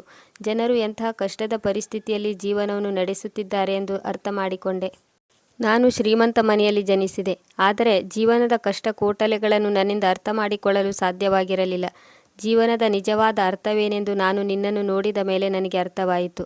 ನನ್ನ ಮಾತಿಗೆ ಅವಳು ಸ್ವಲ್ಪ ಹಿಂಜರಿದಳು. ನಾನು ಕೂಡ ಹಿಂಜರಿಕೆಯಿಂದ ನನ್ನ ಮನೆಗೆ ಮರಳಿ ಬಂದೆ. ನನ್ನ ಪೇರೆಂಟ್ಸ್ಗಳು ಫೈನಲ್ ಆಗಿ ಮದುವೆ ವಿಷಯವಾಗಿ ನನ್ನ ನಿರ್ಧಾರ ತಿಳಿಸುವಂತೆ ನನಗೆ ತಾಕೀತು ಮಾಡಿದ್ದರು. ಅವರು ಹೇಳಿದರು, ನೀನು ನಮ್ಮ ಒಬ್ಬನೇ ಮಗ. ನಾವು ನಿನ್ನ ಮದುವೆ ಮಾಡಬೇಕೆಂದುಕೊಂಡಿದ್ದೇವೆ. ನಾವು ಬದುಕಿರುವಾಗಲೇ ನೀನು ಖುಷಿಯಾಗಿರುವುದನ್ನು ನೋಡಬೇಕೆಂದುಕೊಂಡಿದ್ದೇವೆ. ಮತ್ತು ನೀನು ಮದುವೆಯಾಗುವುದಿಲ್ಲವೆಂದು ಹೇಳಿ ನಿನ್ನ ಮದುವೆಯನ್ನು ಖುಷಿ ಖುಷಿಯಿಂದ ಕಣ್ತುಂಬಿಸಿಕೊಳ್ಳಬೇಕೆಂಬ ನಮ್ಮ ಆಸೆಗೆ ತಣ್ಣೀರು ಎರಚುತ್ತಿದ್ದೀಯಾ ಎಂದು ಹೇಳಿದರು. ನಾನು ಇಂದು ಸಂಧ್ಯಾಳೊಂದಿಗೆ ಮಾತನಾಡಿದಾಗ ಅವಳು ನಾನು ಸಂಪೂರ್ಣವಾಗಿ ಸಂತೃಪ್ತನಾಗುವಂತೆ ಮಾಡಿದ್ದಳು. ನನ್ನ ಅಪ್ಪ ಅಮ್ಮ ಸಂಧ್ಯಾಳ ಮನೆಗೆ ಹೋಗಲು ತಯಾರಾಗಿದ್ದರು. ಅದರಿಂದ ನಾನು ಅವರಿಗೆ ಹೇಳಿದೆ, ನೀವು ಈಗ ನನ್ನ ಸಂಬಂಧಕ್ಕಾಗಿ ಅವಳ ಮನೆಗೆ ಹೋಗಬಹುದು. ನನ್ನ ಮನೆಯವರು ಕೂಡ ತುಂಬ ಖುಷಿಯಿಂದ ಅವಳ ಮನೆಗೆ ನನ್ನ ಸಂಬಂಧ ಕೇಳಲು ಹೋದರು. ಆದರೆ ಯಾವಾಗ ಅವರು ನನ್ನ ಬಗ್ಗೆ ಸಂಧ್ಯಾಳಲ್ಲಿ ಮಾತನಾಡಿದರೋ ಅವಳು ಸಂಪೂರ್ಣವಾಗಿ ಕುಸಿದು ಹೋದಳು. ಎಲ್ಲವೂ ಇಷ್ಟೊಂದು ತರಾತುರಿಯಲ್ಲಿ ಏಕಾಗುತ್ತಿದೆ ಎಂದು ಅವಳಿಗೆ ಅರ್ಥ ಮಾಡಿಕೊಳ್ಳಲು ಸಾಧ್ಯವಾಗಲಿಲ್ಲ. ಅವಳ ಸಂಬಂಧಕ್ಕಾಗಿ ನನ್ನ ಪೇರೆಂಟ್ಸ್ಗಳು ಅವಳ ಮನೆಗೆ ಹೇಗೆ ಹೋಗಲು ಸಾಧ್ಯ? ಇತ್ತ ಕಡೆ ನಾನು ನನ್ನ ತಂದೆ ತಾಯಿಯ ಬರುವಿಕೆಗಾಗಿ ಕಾಯುತ್ತಿದ್ದೆ. 99% ಸಂಧ್ಯಾ ಈ ಸಂಬಂಧಕ್ಕೆ ಒಪ್ಪಿಕೊಳ್ಳುತ್ತಾಳೆ ಎಂದು ನಾನು ಕಾತುರದಿಂದ ಕಾದಿದ್ದೆ. ಆದರೆ ನನ್ನ ತಂದೆ ತಾಯಿ ನನ್ನಲ್ಲಿ ಬಂದು ಹೇಳಿದರು. ಅವಳು ನಮ್ಮಲ್ಲಿ ಯಾವುದೇ ಉತ್ತರವನ್ನು ನೀಡಲಿಲ್ಲ. ನಾನು ಯೋಚಿಸಿ ಹೇಳುತ್ತೇನೆ ಎಂದು ಅವಳು ಹೇಳಿದಳು. ಇದನ್ನು ಕೇಳಿ ನನ್ನ ಮನಸ್ಸು ಒಡೆದು ಹೋಯಿತು. ನಾನು ಯಾವ ಖುಷಿ ವಿಚಾರವನ್ನು ಕೇಳಬೇಕೆಂದು ಕಾತುರದಿಂದ ಕಾಯುತ್ತಿದ್ದೆನೋ ಈಗ ಆ ಖುಷಿ ಒಂದೇ ಕ್ಷಣದಲ್ಲಿ ಮಾಯವಾಯಿತು. ನನ್ನ ಮನಸ್ಸು ಹೇಳಿತು, ಸಂಧ್ಯಾಳ ಬಗ್ಗೆ ಇಷ್ಟೆಲ್ಲ ಯೋಚಿಸಿ ಏನು ಪ್ರಯೋಜನವಾಯಿತು? ಒಂದು ಮನಸ್ಸು ಹೇಳಿದರೆ ಮತ್ತೊಂದು ಮನಸ್ಸು ಸಂಧ್ಯಾ ಸ್ವಾವಲಂಬಿ ಹುಡುಗಿಯಾಗಿದ್ದಾಳೆ. ಅವಳು ಇಷ್ಟೊಂದು ಸುಲಭವಾಗಿ ಬೇರೆಯವರಿಂದ ಸಹಾಯವನ್ನು ಪಡೆದುಕೊಳ್ಳುವುದಿಲ್ಲ. ಅವರ ಕನಿಕರವನ್ನು ಕೂಡ ಬಯಸುವುದಿಲ್ಲ. ತನ್ನ ಮೇಲೆ ತಾನು ನಂಬಿಕೆ ಇಡುವ ಹುಡುಗಿ ತನ್ನ ದಾರಿಯನ್ನು ತಾನೇ ಸ್ವತಃ ಆಯ್ಕೆ ಮಾಡಿಕೊಳ್ಳುತ್ತಾಳೆ. ನಾನು ತುಂಬ ಉದಾಸೀನನಾದೆ. ಆ ದಿನದಿಂದ ಸಂಧ್ಯಾಳ ಮನೆಯಿಂದ ಬೇರೆ ಯಾವ ಉತ್ತರವೂ ಬರಲಿಲ್ಲ. 2 ದಿನಗಳು ಕಳೆದವು. ಈಗ ನಾನು ಸಂಧ್ಯಾಳೊಂದಿಗೆ ಮದುವೆಯಾಗುತ್ತೇನೆ ಎಂದು ಯಾವುದೇ ನಿರೀಕ್ಷೆ ಇಟ್ಟುಕೊಳ್ಳಲಿಲ್ಲ. ಕೆಲವು ದಿನಗಳ ನಂತರ ಸಂಧ್ಯಾ ನನ್ನನ್ನು ಭೇಟಿಯಾಗಲು ನನ್ನ ಆಫೀಸಿಗೆ ಬಂದಳು. ಅವಳನ್ನು ನೋಡಿ ನಾನು ಹೈರಾಣಾದೆ. ಅವಳು ಹೇಳಿದಳು, ನಾನು ನಿಮ್ಮೊಂದಿಗೆ ಒಂದು ಅವಶ್ಯವಾದ ಮಾತನಾಡಲು ಇಲ್ಲಿಗೆ ಬಂದಿದ್ದೇನೆ. ಆಗ ನಾನು ಹೇಳಿದೆ, ನಾನು ತುಂಬ ದಿನಗಳಿಂದ ನಿನ್ನ ಬರುವಿಕೆಗಾಗಿ ಕಾಯುತ್ತಿದ್ದೇನೆ. ಆಗ ಸಂಧ್ಯಾ ಹೇಳಿದಳು, ನಿಮ್ಮನ್ನು ಮದುವೆ ಮಾಡಿಕೊಳ್ಳಲು ನಾನು ತಯಾರಾಗಿದ್ದೇನೆ. ಆದರೆ ನನ್ನ ತಮ್ಮ ತಂಗಿಯರಿಗಾಗಿ ನಾನು ಅಸಹಾಯಕಳಾಗಿದ್ದೇನೆ. ನನಗೆ ಗೊತ್ತು, ನನಗೆ ತುಂಬ ವಯಸ್ಸಾಗಿದೆ. ನನ್ನ ತಮ್ಮ ತಂಗಿ ಕೂಡ ಈಗ ವಯಸ್ಸಿಗೆ ಬಂದಿದ್ದಾರೆ. ಆದರೆ ನಾನು ಅವರನ್ನು ಅನಾಥರನ್ನಾಗಿ ಒಂಟಿಯನ್ನಾಗಿ ಬಿಟ್ಟು ಹೋಗಲು ಸಾಧ್ಯವಿಲ್ಲ. ಅಮ್ಮನ ಸಾವಿನ ನಂತರ ಸ್ವತಃ ನಾನು ಎಂದಿಗೂ ಅವರನ್ನು ಏಕಾಂಗಿಯಾಗಿ ಬಿಡುವುದಿಲ್ಲ ಎಂದು ಅಮ್ಮನಲ್ಲಿ ಪ್ರಮಾಣ ಮಾಡಿದ್ದೆ. ಆಗ ನಾನು ಹೇಳಿದೆ, ನಿನ್ನ ಅಸಹಾಯಕತೆ ಏನೆಂದು ನನಗೆ ಗೊತ್ತಿದೆ. ನಾನು ನಿನ್ನ ತಮ್ಮ ತಂಗಿಯನ್ನು ಎಂದಿಗೂ ಒಂಟಿಯಾಗಿ ಬಿಡುವುದಿಲ್ಲ. ನನಗೆ ಗೊತ್ತು, ಅವರ ಜವಾಬ್ದಾರಿ ಕೂಡ ನನ್ನ ಜವಾಬ್ದಾರಿಯಾಗಿದೆ. ಇಬ್ಬರು ಸೇರಿ ಅವರನ್ನು ಯಶಸ್ವಿ ವ್ಯಕ್ತಿಗಳನ್ನಾಗಿ ಮಾಡಲು ಸಾಧ್ಯವಿಲ್ಲವೇ? ಇಬ್ಬರು ಸೇರಿ ಅವರ ಜವಾಬ್ದಾರಿಯನ್ನು ನಿಭಾಯಿಸಲು ಸಾಧ್ಯವಿಲ್ಲವೇ ಎಂದಾಗ ಸಂಧ್ಯಾ ಮುಗುಳ್ನಗುತ್ತಾ ಹೇಳಿದಳು, ತುಂಬ ಧನ್ಯವಾದಗಳು. ನನ್ನ ಹಾಗೂ ಸಂಧ್ಯಾಳ ಮದುವೆಯು ಧೂಮ್ಧಾಮಾಗಿ ನಡೆಯಿತು. ಸಂಧ್ಯಾಳ ತಮ್ಮ ತಂಗಿಯರು ಕೂಡ ನಮ್ಮ ಮದುವೆಯಲ್ಲಿ ಭಾಗವಹಿಸಿದ್ದರು. ನಾನು ಹಾಗೂ ಸಂಧ್ಯಾ ಇಬ್ಬರು ಒಬ್ಬರನ್ನೊಬ್ಬರು ತುಂಬ ಪ್ರೀತಿಸುತ್ತಿದ್ದೆವು. ಒಬ್ಬರ ಮೇಲೆ ಒಬ್ಬರು ಪ್ರಾಣವನ್ನೇ ಇಟ್ಟಿದ್ದೆವು. ನನಗೆ ಅರ್ಥವಾಗಿತ್ತು, ಸಂಬಂಧದಲ್ಲಿ ಕೆಲವೊಮ್ಮೆ ಶಬ್ದಗಳೇ ಮುಖ್ಯವಾಗಿರುವುದಿಲ್ಲ. ಸಂಬಂಧವು ಮುದ್ದಾದ ಕ್ಷಣಗಳು, ತ್ಯಾಗ ಮತ್ತು ಸತ್ಯದ ಮೇಲೆ ಅವಲಂಬಿತವಾಗಿರುತ್ತದೆ. ನಾವು ಆ ಕ್ಷಣಗಳನ್ನು ಅನುಭವಿಸಿದ್ದೆವು. ಸಂಧ್ಯಾ ಮೊದಲ ಬಾರಿಗೆ ನನ್ನಲ್ಲಿ ಪ್ರಮಾಣ ಮಾಡಿದ್ದಳು ಮತ್ತು ಹೇಳಿಕೊಂಡಿದ್ದಳು, ಸಾಹೇಬ್ರೆ, ಈಗ ನಾವು ನಮ್ಮ ಉಳಿದ ಜೀವನವನ್ನು ತುಂಬ ಖುಷಿಯಿಂದ ಕಳೆಯಬೇಕು. ಆಗ ನಾನು ಸಂಧ್ಯಾಳಲ್ಲಿ ಹೇಳಿದೆ, ನೀನು ಈಗ ನನ್ನ ಪತ್ನಿಯಾಗಿದ್ದೀಯಾ? ಸಾಹೇಬ್ರೆ ಎನ್ನುವುದನ್ನು ಮೊದಲು ನಿಲ್ಲಿಸು. ಈಗ ಅವಳು ನನ್ನನ್ನು ಪ್ರಕಾಶ್ ಅವರೇ ಎಂದು ಕರೆದಳು. ನಾವಿಬ್ಬರು ಈಗ ಮದುವೆ ಎಂಬ ಬಂಧನದಲ್ಲಿ ಬಂಧಿತರಾಗಿದ್ದೆವು. ನಮ್ಮಿಬ್ಬರ ನಡುವೆ ಯಾವುದೇ ಅಂತರವಿರಲಿಲ್ಲ. ಆ ಕ್ಷಣಗಳು ನನ್ನ ಜೀವನವನ್ನೇ ಬದಲಾಯಿಸಿದವು. ಅದು ಒಂದು ಕೆಟ್ಟ ಗಳಿಗೆಯಾಗಿತ್ತು. ಅದೇ ಗಳಿಗೆಯು ನನ್ನ ಗಿಫ್ಟ್ ಆಗಿ ಬದಲಾಯಿತು. ಯಾವ ಹುಡುಗಿಯನ್ನು ನಾನು ತಮಾಷೆ ಎಂದು ತಿಳಿದುಕೊಂಡಿದ್ದೇನೋ ಆ ಹುಡುಗಿಯು ನನ್ನ ಜೀವನದ ಅಂಗವಾದಳು. ಸಂಧ್ಯಾ ಈಗ ನನ್ನ ಜೀವನದ ಭಾಗವಾಗಿದ್ದಾಳೆ. ಕೇವಲ ನನ್ನ ಕಣ್ಣನ್ನು ತೆರೆಸಲಿಲ್ಲ, ಬದಲಾಗಿ ನನ್ನನ್ನು ಒಬ್ಬ ಒಳ್ಳೆಯ ವ್ಯಕ್ತಿಯನ್ನಾಗಿ ಬದಲಾಯಿಸಿದಳು. ಅವಳ ತಮ್ಮ ತಂಗಿಯ ಖರ್ಚು ವೆಚ್ಚವನ್ನು ಕೂಡ ನಾನೇ ಭರಿಸುತ್ತಿದ್ದೇನೆ. ನನ್ನ ಹೆಂಡತಿ ಒಬ್ಬಳು ಆತ್ಮನಿರ್ಭರ ನಾರಿಯಾಗಿದ್ದಾಳೆ. ವೀಕ್ಷಕರೇ, ಈ ಕತೆ ನಿಮಗೆ ಇಷ್ಟವಾಗಿದ್ದಲ್ಲಿ ಲೈಕ್ ಮಾಡಿ. ನಿಮ್ಮ ಅನಿಸಿಕೆ ಅಭಿಪ್ರಾಯಗಳನ್ನು ಕಮೆಂಟ್ ಮೂಲಕ ತಿಳಿಸಿ. ಚಾನಲ್ಗೆ ಹೊಸಬರಾಗಿದ್ದರೆ ಚಾನಲನ್ನು ಸಬ್ಸ್ಕ್ರೈಬ್ ಮಾಡಿ. ಮುಂದಿನ ಕಥೆಯೊಂದಿಗೆ ಭೇಟಿಯಾಗೋಣ. ಕತೆ ಕೇಳಿದ್ದಕ್ಕಾಗಿ ಧನ್ಯವಾದಗಳು.